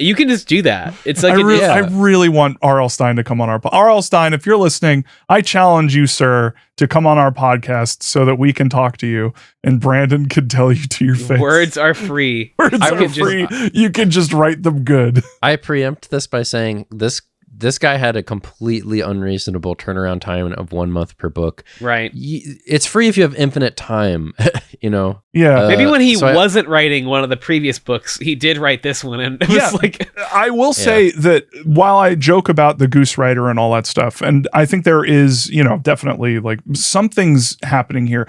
I will say that this does remind me a little bit of, Welcome to Dead House in just the way that the adventure is kind of structured a little bit. So that says to me that at least I think R.L. Stein was like in charge of the like giving a skeleton like for someone to for a Goose Rider, I'm sorry, to mess around with. I am ready and willing to believe that R.L. Stein did this and he didn't do like the previous two, and he was just given time to write a good book. it is possible. we can choose to believe that. That's like I want to believe in R.L. Stein. I want to too. believe that with the first couple of books, he actually had like the time to make them and craft them, and then he got pulled into a deal and he had to basically take it, and he started having to produce material quickly that he wasn't happy with because you've got a month deadline. That's actually like super fucked up and basically impossible to write serially good, different themed horror books. True. Let it not be said. While we criticize the books that are bad because it's impossible to say that bad things are good, we're all honest about that sort of thing.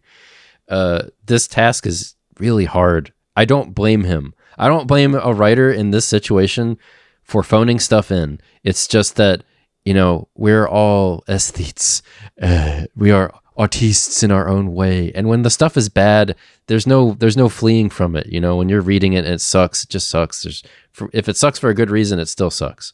So yeah, but this doesn't suck. This book is good. They were cooking. They were cooking the whole time. You're cooking with gas.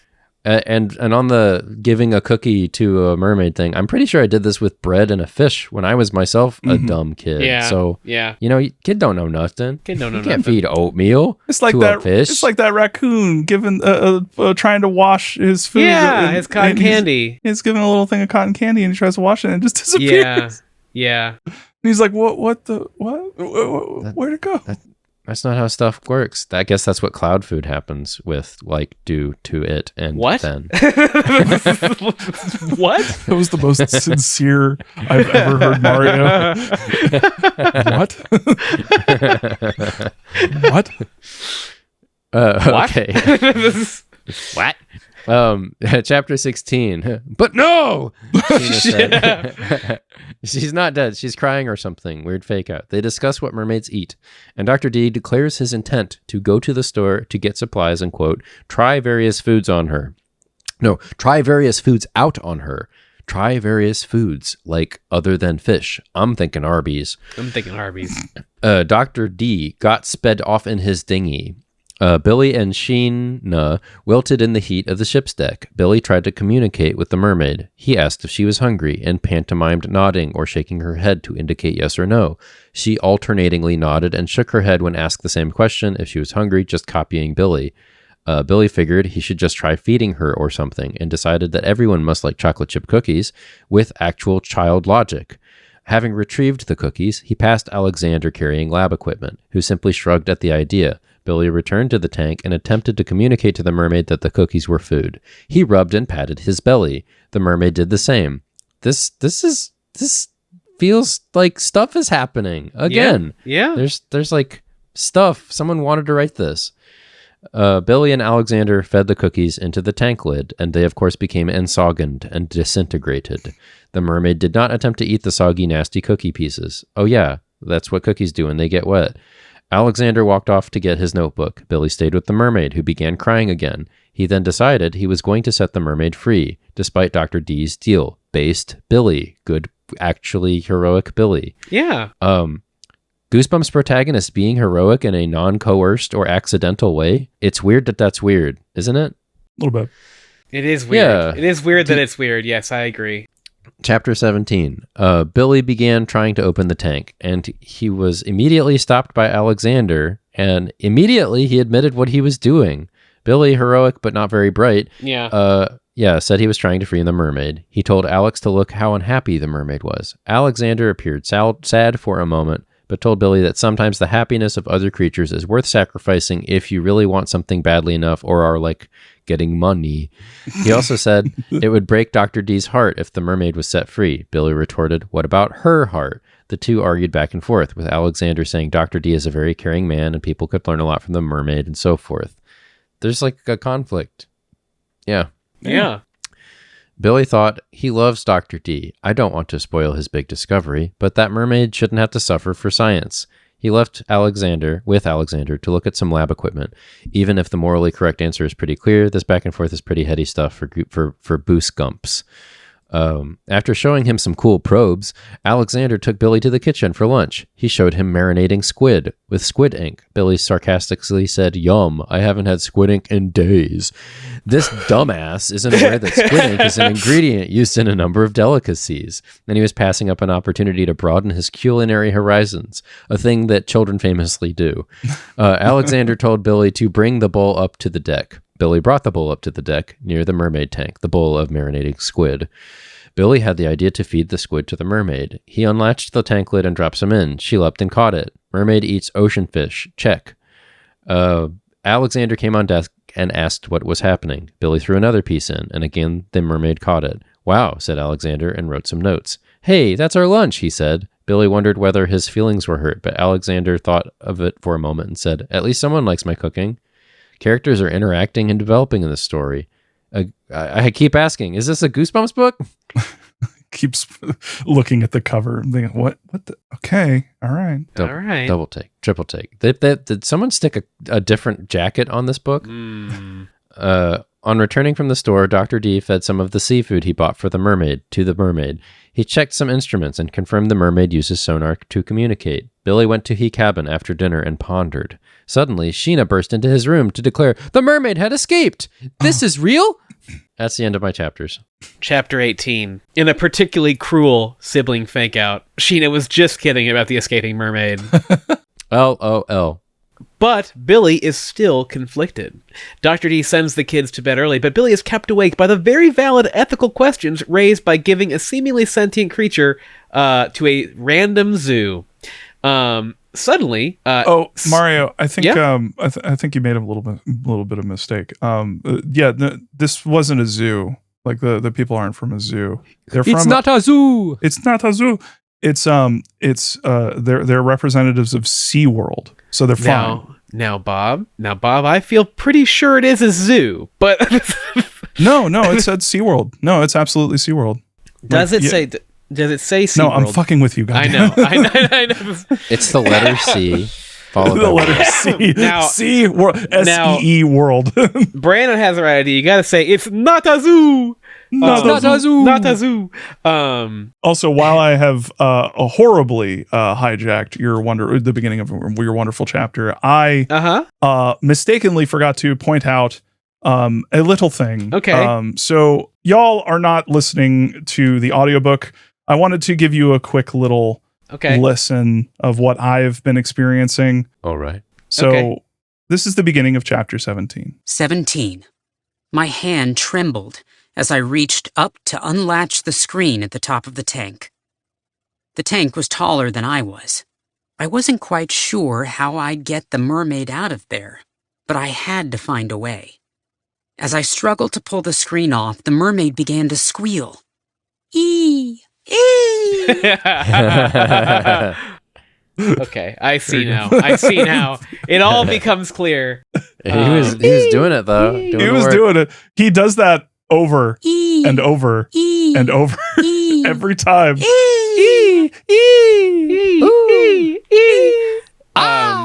Well, speaking of E's and Ahs, suddenly several mysterious individuals board the ship. A cry of pain comes from the deck. Could the mermaid be in trouble? Chapter 19. No, it's just Dr. D. We don't have to feel bad about that at all.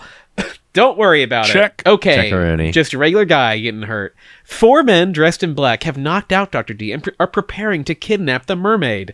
Sheena calls for Alexander, but there is no response. I am certain he is just fast asleep, and there is no sinister reason for this. Billy attempts to stop the kidnappers, but they are, 4 adult men, and are not hindered by the objections of a literal child. As they extract the mermaid, Billy prepares to make the inadvisable decision to try to tackle one of them. This will 100% work. Chapter 20. R.L. Stine provides children with a valuable lesson in physics. A 12-year-old child's weight is not sufficient to stop an adult man, even at max velocity. The unfazed kidnapper throws Billy into the fish tank, presumably one-handed, which would be very funny. At last, Alexander appears. Billy is sure he is going to punch one of them. He's never seen him do it, but he knows, looking at him, that Alexander could punch someone. But lo, treachery! Alexander has been paid off by the kidnappers. Who could have predicted this? Certainly not I. Gasp. Chapter 21. Turns out the kidnappers gave Alexander $20 million for the mermaid, which, that's a pretty great deal if you have no morals whatsoever. I'd kill a bunch of people for that. I may, listen, if you just think of it as a big old fish, $20 million? $20 million? As a responsible investing decision. Yeah.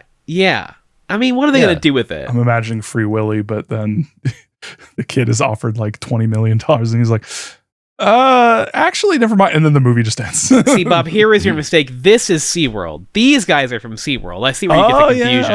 Okay. I see. Dr. D grabs Alexander's ankles as he tries to get off the boat, and he totally beefs it in front of his cool kidnapper friends. Emotionally raw from having beefed it so hard, and knowing full well that he is going to get brutally mocked by the guys for this, Alexander whines to his friends to handle the family. They come to the reasonable conclusion that they really have to kill them, so they throw them all into the mermaid tank. Fair. I mean, what else can you do? You got to protect that investment. You got to do something. You can't just leave them. You can't just leave them with a boat. They have a responsibility to their investors to maximize profit. I mean, nothing else for it. I mean, if it comes to money versus killing Americans, they are themselves, presumably American. They are making the responsible financial choice. Yes. Chapter 22. Alexander is honestly pretty chill with the idea of killing 2 children if it means he gets a lot of money and no one kills him. So into the tank they go. You can't just leave us here, shouts Dr. D. And the kidnappers agree. So they throw the tank into the ocean. A foolproof plan if ever there was one. In the future, just for listeners at home and readers of this book, if people leave you to die, don't say, you can't just leave us here. Because they might decide, no, we can't, and then just kill you. Just a thought. Yeah. Allow for the possibility of escape if you can. Chapter 23, claustrophobic and or aquaphobic or claustra-aquaphobic readers beware. In a genuinely pretty stressful scene, the gang tries in vain to escape the tank as water pours in. Billy discovers a latch and with Sheena's help successfully opens it. However, it turns out there are 2 other latches and they are unreachable. God damn it. Redundant design. Suddenly, shadowy figures surround the tank. It's the mermaids and they want revenge.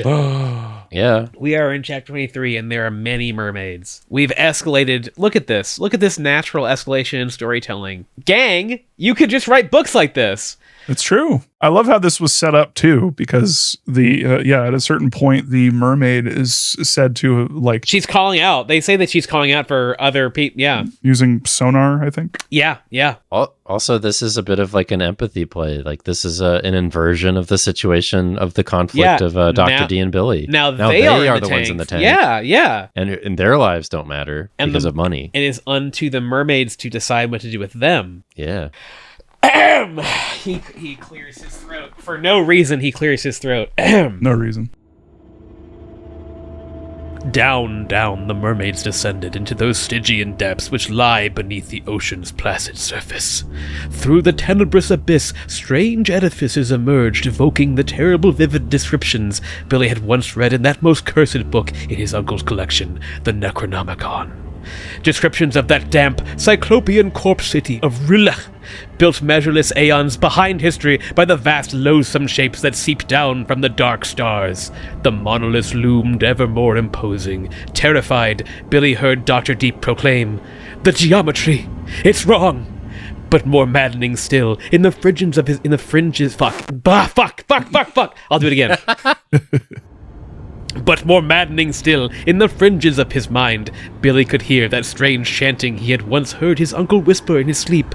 Ya, Cthulhu Fatagen!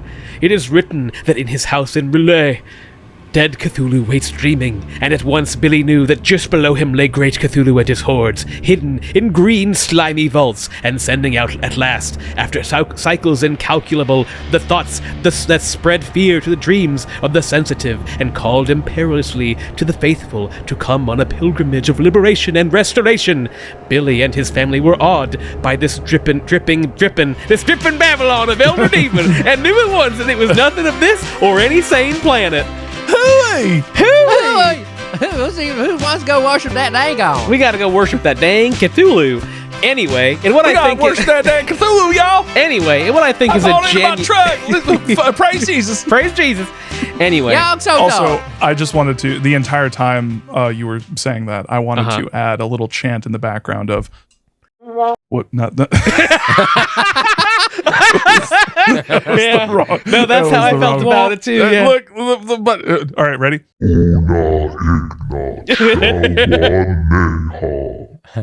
Yes, just really slightly in them. Also,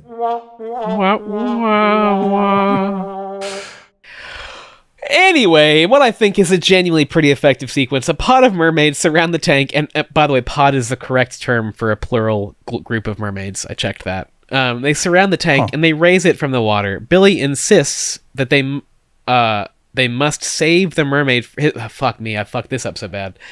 A pod of mermaid, which is the term plural for mermaids, surround the tank and raise it from the water.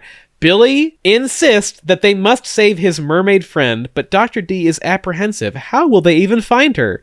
Fortunately, the mermaids just kind of vibe with Billy a little bit and decide to lead them to Andrew, who is holed up in a spooky cave.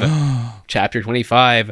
The mermaids agree with Dr. Deep that the human beings are basically useless and begin to untie their missing compatriot, who's just sort of tied to the side of the kidnapper's boat. You know, could have done a better job, but whatever. Dr. D suggests they all just leave, because they're not contributing, when suddenly a light flares up on the boat and the kidnappers have spotted them. It's time to Metal Gear. Well, it would be if in chapter 26 the kidnappers just didn't talk to Dr. Deep for a minute. Dr. Deep is like, no, don't take the mermaid. But the kidnappers invoke the maritime law of finders keepers and decide to set fire to our hero's dinghy. a real life cliffhanger. Trying to convince the people that just tried to kill you to do literally Hey, anything. Don't Also- do that. Just real quick. I think this is the part where it happens, but I think I like how sinister these guys are, and I really like how are you going to be able to worry about a mermaid when your boat's on fire. Yeah. And then he sets the dinghy on fire. I just thought that was like pretty ooh. baller line there. Yeah. Speaking Also, of this, pretty atypical and weird for Goosebumps. Yeah, In a it reminds me strange of you'll hit me like a girl and you'll bleed like a boy. somebody it's on the Goosebumps staff is firing in all cylinders when it comes to one-liners. Yeah, it's sort of strange how infrequently there's proper villains in a Goosebumps story. You'd think that would be like a pretty natural fit. I mean, there was one in Curse of the Mummy's Tomb. And the sequence where the water is like filling in, that was similarly harrowing, like Curse of the Mummy's Tomb. I could not help but be reminded of Curse of the Mummy's Tomb by the fact that our villain is like specifically a bunch of regular guys. I mean, not in a bad way, but I was like, oh yeah, this is very much like that one book that doesn't have mummies in it. But unlike that one, this book has a mermaid in it. Yay! Chapter 27. Chapter 27, Water in the Fire. the gang. Have you ever heard that? I put it in the chat. No, I haven't. What is this? Water in the fire. Why? Why? Water in the fire. Why? Why? Water in the fire. Why? The gang struggles to extinguish a fire in the middle of a body of water, and the kidnappers are ready to descend on them with clubs. Not only are they setting them on fire in the ocean, presumably to burn to death and drown, they're going to get in the boat and beat them to death. Suddenly, the mermaids appear. You'll be wet and on fire and beaten to death. No one said that the SeaWorld employees were anything but effective. They at their always jobs go the extra mile at SeaWorld. to beat things to death. Right. Suddenly, the mermaids appear and rock the kidnappers' boat long enough for everyone to escape, leaving the kidnappers to presumably be brutally mauled to death by fish people. I can only assume that Andrew is very dead now. Yeah, absolutely. I am envisioning them being descended upon by ravenous sea creatures. All is well, but Billy worries if Dr. D is going to try to catch the mermaid again. The next day, the zoo people return. Chapter 28. Worry not, dear readers. Dr. D is an ethical scientist. He informs the zoo officials that there are absolutely no such thing as mermaids, and they have wasted his valuable time. And also, please don't bother asking anyone else either. Please. And so everything is groovy, and Billy decides to sneak out to say goodbye to his mermaid friend one last time. As he approaches the lagoon, he feels her tickling his feet. Very flirty, you fucking freak. But no! It's the sea monster again! Billy dies, we think. The end. Very flirty sea monster. Very flirty sea One monster. very And flirty then, sea oops, monster. death. Oopsies! Oh no, not the Hall of Death again. Not- The only way out of here is death. I saw you post that earlier. God damn it. And that's the end of the book, you know? That ending is wow. That's It's a heck of an ending. It's less of a I don't know how I feel about it. I like it when Goosebumps like kind of are self-contained. Like this is just sequel bait, but like a little bit, yeah. I do like that the brown-eyed monster is like, oh, by the way, there was description of a chocolate starfish at a certain point in this. Oh. I don't know if you all caught it, but yeah. Shout out to Fred Durst fans out there. Shout out to that chocolate starfish. Hot dog flavored water. Shout it out. That brown eye. It's just one of those days when you don't want to wake up. Everything is fucked and everybody sucks. You don't really know why, but you want to justify ripping someone's head off. Anyway, hey man, preaching the choir. The all in all though, I mean, we've been saying it this entire time. Good book. I like this book. Weirdly good book. It's atypical from Goosebumps, but I kind of like that. I like this. Yeah. I would rather it be good. It's harder to write jokes for when it's good, but yeah, I mean, I feel like I didn't have a lot of funny things to say about this book, but it was just good. Like it just was like a pretty fun read. Yeah, it kind of reminded me of Haunted Mask, where it was just it's hard to. At a certain point, we're just kind of recapping it, and that's fine though because we do it in our own funny way. But this just there's not really much material here because it's just good book. I'm actually pleasantly surprised. It's one of those what things. do you do with an adventure serial? It's one of those things where it's like you're never going to say like, well, if you only read one Goosebumps book, like if it's Halloween, right? If this Halloween you, a listener, wants to read a Goosebumps book, you're probably not going to read Deep Trouble. You're going to read Haunted Mask probably. Right.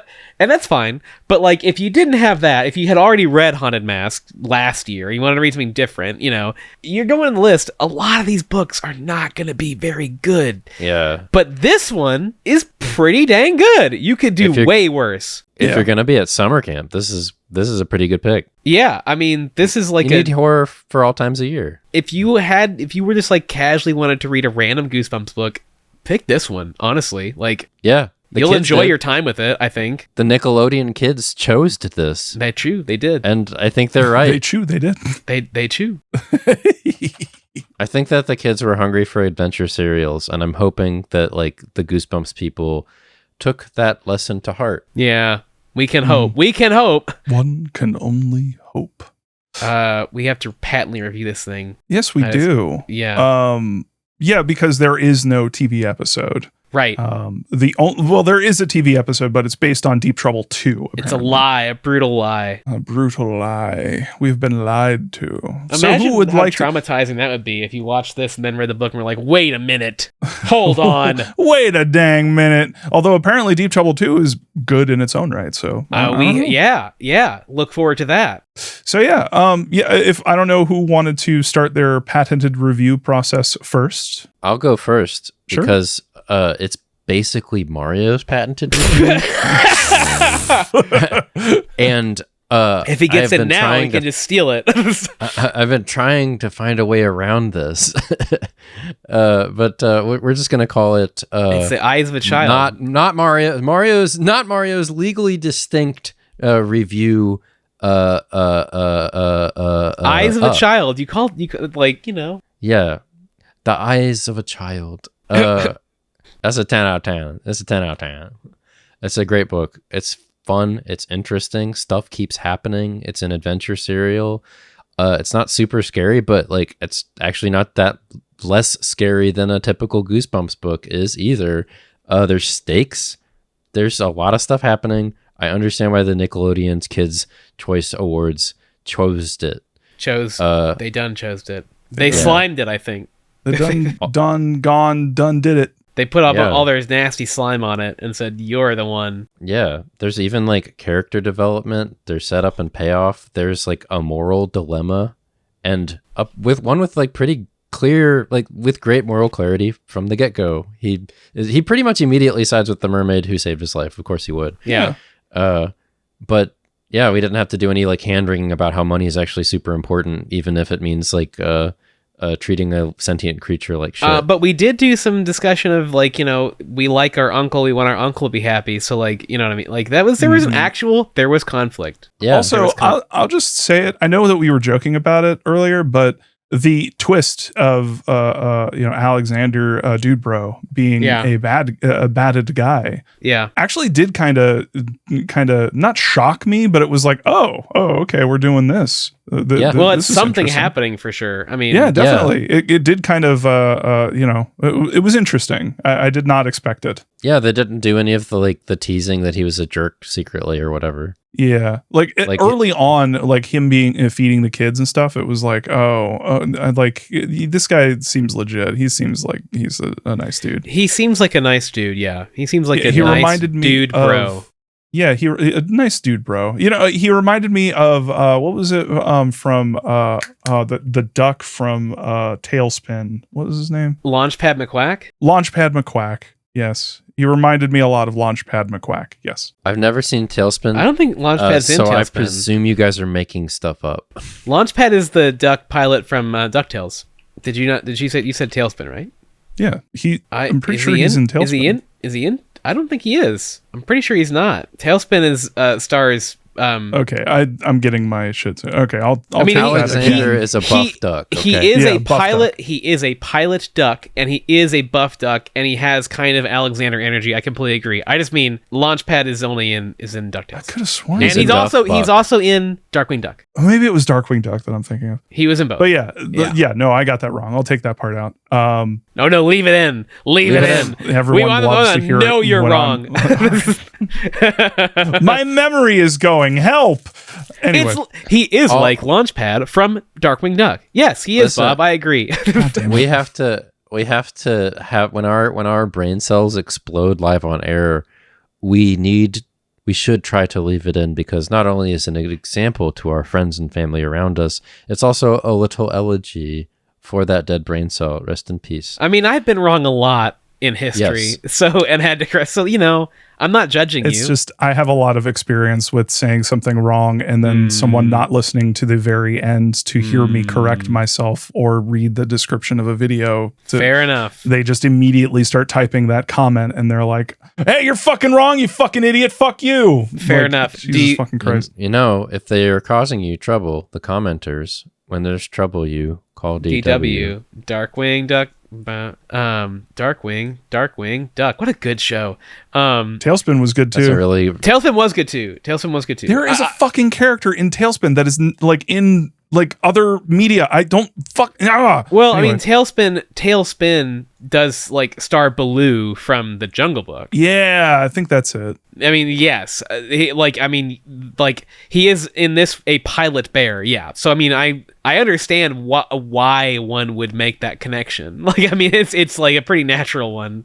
And I think I want to say Don Carnage, the fox pirate Yep. from Tailspin, does show up in other things. I want to say you're making this up. I want to say Don Carnage shows up in DuckTales, and Also, I it says believe that Shere Khan is in. yep, he's the villain. Tailspin. Right. He's the villain. Yes, Don Carnage does show up in DuckTales. and also Count Flatula and Yeah, other. I think he shows up in the modern remake of DuckTales or continuation of DuckTales. But regardless, there is a crossover there. There is crossover.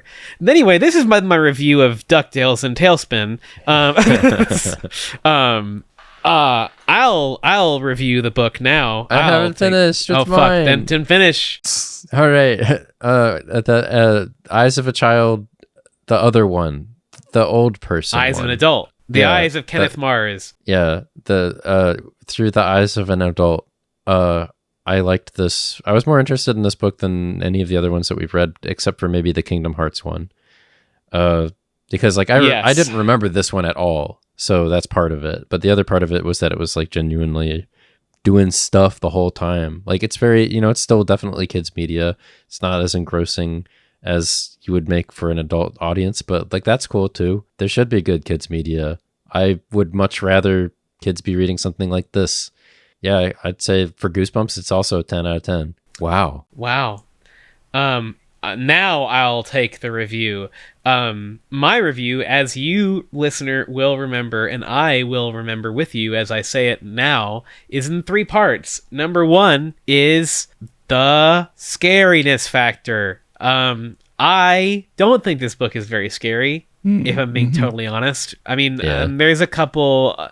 the classic guy in water gets grabbed by Ghoulie, I mean, there's only really one thing you can do with that. And I'm going to give it like a 2. You know what I mean? There's some stressful parts. The drowning stuff is there, but I think that's more in service of an action sequence than it is to be deliberately frightening.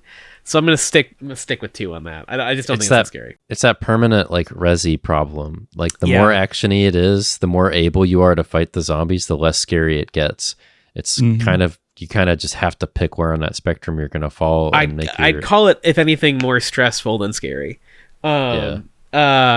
Number 2 is Steininess, the R.L. Steininess of it all. Honestly, man, this book is free of most of R.L. Stein's worst writing techniques, like genuinely. Cliffhangers are real. There are real consequences of cliffhangers.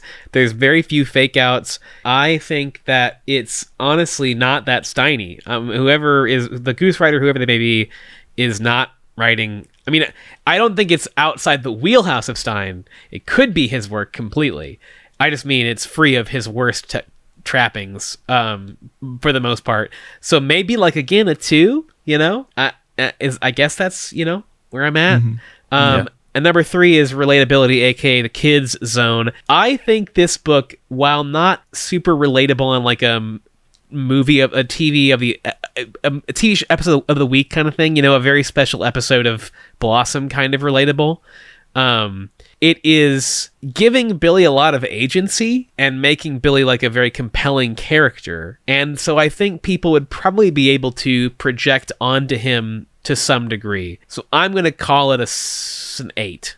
A snate. Yeah. 2 Yeah. 8. That's what I'm feeling. It's like it is a little strange where so many of our protagonists in these Goosebumps books are like loathsome cowards and shitheads, and like they don't grow out of it. Do kids like that? I don't know. I think that would have been annoying. I would think kids would like Billy as a protagonist, and obviously they did because it won a Kids' Choice Award. I think overall it's a really good book. I would recommend it. I think it's. I mean, it's not. It ain't The Great Gatsby, but it's a good book. Like it's just, if you're reading Goosebumps and looking for The Great Gatsby, I just mean when I say it's a really good book, I just mean yeah. No, you got to kind of like conform to the standards of and understand that like Goosebumps and kind of like what the tropes are, like what the peaks are. The peaks are not very high. It's a fucking kids series. They don't need to be. Yes, right. I just mean when I say it's a good book, I mean this is a good Goosebumps book to read. Yes, you want to read a kids book. This is a great one. And that's kind of my, like, I'll go ahead and talk about, my ranking update.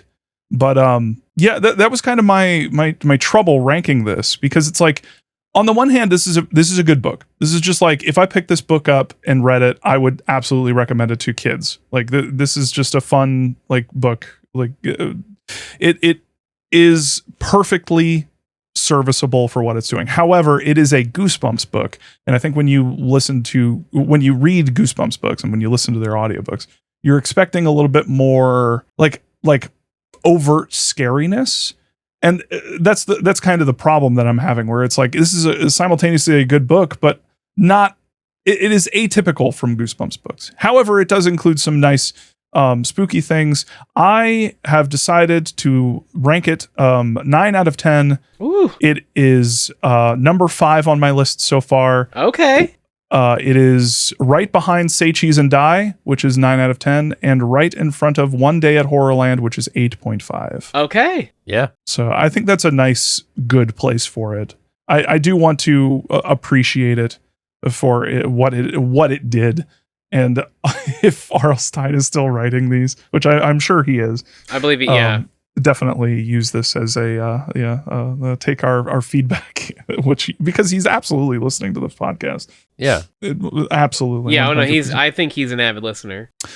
So, guess what, y'all? I have a new segment. Okay. I am debuting a new segment right here and now. All right. Oh, are y'all ready for this? Yeah. I'm going to call it Goodreads Reads. We are going to. I have a collection of reviews of this book. Oh, okay, that I have found all over the internet, but mostly from Goodreads. FYI, Goodreads has this rated. There, what is this? Like, I believe, 9,914 ratings. Wow, with 603 reviews. It is rated at 3.55 out of 5. Okay. Gosh, little low. Maybe some of our viewers or listeners have even left such a review. That's a lot of reviews. Yeah. Also, I just wanted to note that we didn't mention this when we were talking about the covers, but the tagline for this book has changed. The new tagline is "Swimming lessons won't help you now." I don't think that fits with the nature of the book, really, but it does free them from ripping off Jaws. Yeah, they should say, watch out for the fucking shark. They should say, this book is about a fucking mermaid. All right, so, I'm going to read. I have 1, 2, 3, 4, 5, 6 reviews here. I'm going to blast through them, and we are just going to... Also, I did, in order to find these, I did read a bunch of reviews of this book, And there is a consistent sort of like disappointment with the book just not being scary. And weirdly enough, a lot of people reviewing this book poorly specifically take umbrage with mermaids, and mermaids aren't scary. Huh. Okay. Which is, I don't know. I feel like I've seen some horror movies that feature pretty fucked up mermaids. I agree. So I anyway, agree. Yeah. All right. First review. There are some great scene about the monster or the shark, but mermaid? That not scary. When I read a Goosebumps, I'm looking for something scary, not mermaid. 1 star. You should read a different book then. Yeah. you should read a different book, frankly. I feel like this one will infuriate some people and delight others. As a kid, this book disappointed me beyond belief. Nobody fights the shark on the cover. The monster is mermaids. What gives? Reading it as an adult with the blogger beware experience, I felt those same feelings like it was yesterday. Funny, even nostalgia for bad feelings is still nostalgia. Deep trouble? More like deeply disappointed. 1 star. Oh, God. There is sun, a shit music, and much action. What the fuck? Who thinks like? Oh, God. The title Oz this book is Deep Trouble. It's written by R.L. Stine. The genre is horror/suspense with major excitement. This book is about a boy who imagines himself being a great marine scientist. He finds a sea creature that very one thinks is fairy tale creature, but people are after this creature and therefore ready to kill. I rated this book 4 out of 5 stars for its suspenseful, keep you up at night excitement. I thought this book was very exiting. 1 star. Thanks, I could help, bro. I was going to say, you have some of a full life consequences for fucking reading it right now. God damn. Billy did not has weapon. So wait, it was really good and it's 1 star? Yeah, they specifically said I rate it 4 out of 5 stars and it's 1 star. They fucking like misclicked or something. I don't know. I don't know. Who knows what goes on in a madman's mind? It's true. Yeah. Okay, next review. This book invented animal rights? 2 stars. Animal. Is that the fucking YouTube thumbnail? Yeah, that would be a very good YouTube thumbnail, actually. Okay, this next one, FYI, this is in all caps. Okay. Hi, my name is Sheena Deep, and this is my brother Billy. We are with our uncle, but something weird today. We saw some D3 teen, and we find out it's mutating the sea creatures to prehistoric sea monsters. Will they find a way to stop this chaos theory? This book I read, and one of my favorite episodes from the show, and Disney adapt this book with Sheena Deep and Billy Deep facing creature from the books, and make season 3 a creature feature. Season 1 is Supernatural, and season 2 is Seafy. And season 3 can be a creature feature and bring back the praying mantis. 5 stars. Season 2 is Seafy. I lost the plot like a quarter of the way so she's reviewing. So Sheena, I think she's reviewing in character, is Deep reviewing Trouble 2. Yes. First of all, I don't know why she's doing it in character, but okay. And then abandons it? Did she stop at some point? It does seem that way. Yeah, it does seem like she realizes that bit is hard to commit to. And the final review. Yeah. I don't know how to rate kids' books. 2 stars. Very valid. That one's valid. That one I feel in my core. Yeah, that one I'm with you there. I'm with you there, buddy. Yeah. That's the troubling aspect of this exercise. It's true. It's true. All right. And with that, thank you all so much for listening to You Can't Scare Me. I hope you all had a great time, had some laughs, had some gaffes. I don't know how you would have gaffes, whatever. Anyway, so if you would like to support us, please check us out on Patreon at patreon.com/YouCan'tScareMe. Reminder, you can join for free. You do not have to pay any money. You can get access to the full feed, all of the bonus episodes that we've done and probably will do. So yeah, just check it out there. If you want to check out our sites, it's YCSMpod.com and youcan'tscare.me. We are also youcan'tscare.me on Blue Sky. We are not on Twitter. So yeah, thank you all so much and thank you, by the way, to everybody who's currently supporting the podcast. Thank you so much to our current and former patrons. Not unlike the squeegee, we love you. We love you. So thank you very much. All right. And with that, y'all, I'm seeing our next book. Yeah, The Scarecrow Walks at Midnight. it sure do. Oh. It sure do. I'm seeing that on a lot of t-shirts and hoodies and stuff. I'll tell you curious. this. I mean, this is a spoiler for the next episode, but like I have vivid memory of reading this book. I remember this. I remember you saying that. Yeah. Yeah. Me too. Yeah, I'm stoked. I'm excited. I'm excited and worried at the same time. Like a fire on a cold night. I'm stoked. And we get to go back to the wonderful well of Fox Kids TV. So Yay! I get to have fun figuring out how to take screenshots of the TV episodes and recordings of it because we're going to be referencing it a lot. Oh boy. Boy, there's Oh, boy. a lot of images for this next book. there's a very good Halloweeny image in here too. Oh, Okay, how the fuck are we going to end this? Don't go into water. Don't go into water. Wait, Into water. No, wait. me no. out of the water. No, I know what it is. I've got no, get me out of the water. I've got to find it. Get me out of the water. Dog shits in ocean. Have you seen this video? Yeah. If dog won't listen, is this it? I think. Yeah, this is it. There it is. I want to show y'all how this Officer training dog to mine's so good. I want to ball him. Come on. Bring the ball. Don't go in that damn water. Don't go in that dang water. Don't go in that dang water. You gonna get wet. You gonna get wet. Oh, Come no. on. He got his damn feet Come wet on. now. Nah, shit, dog. Come You on get over here, wet. Joey. Come on, let's show him how I good ain't you got do no now. damn ball. He just studied. What you doing, dog?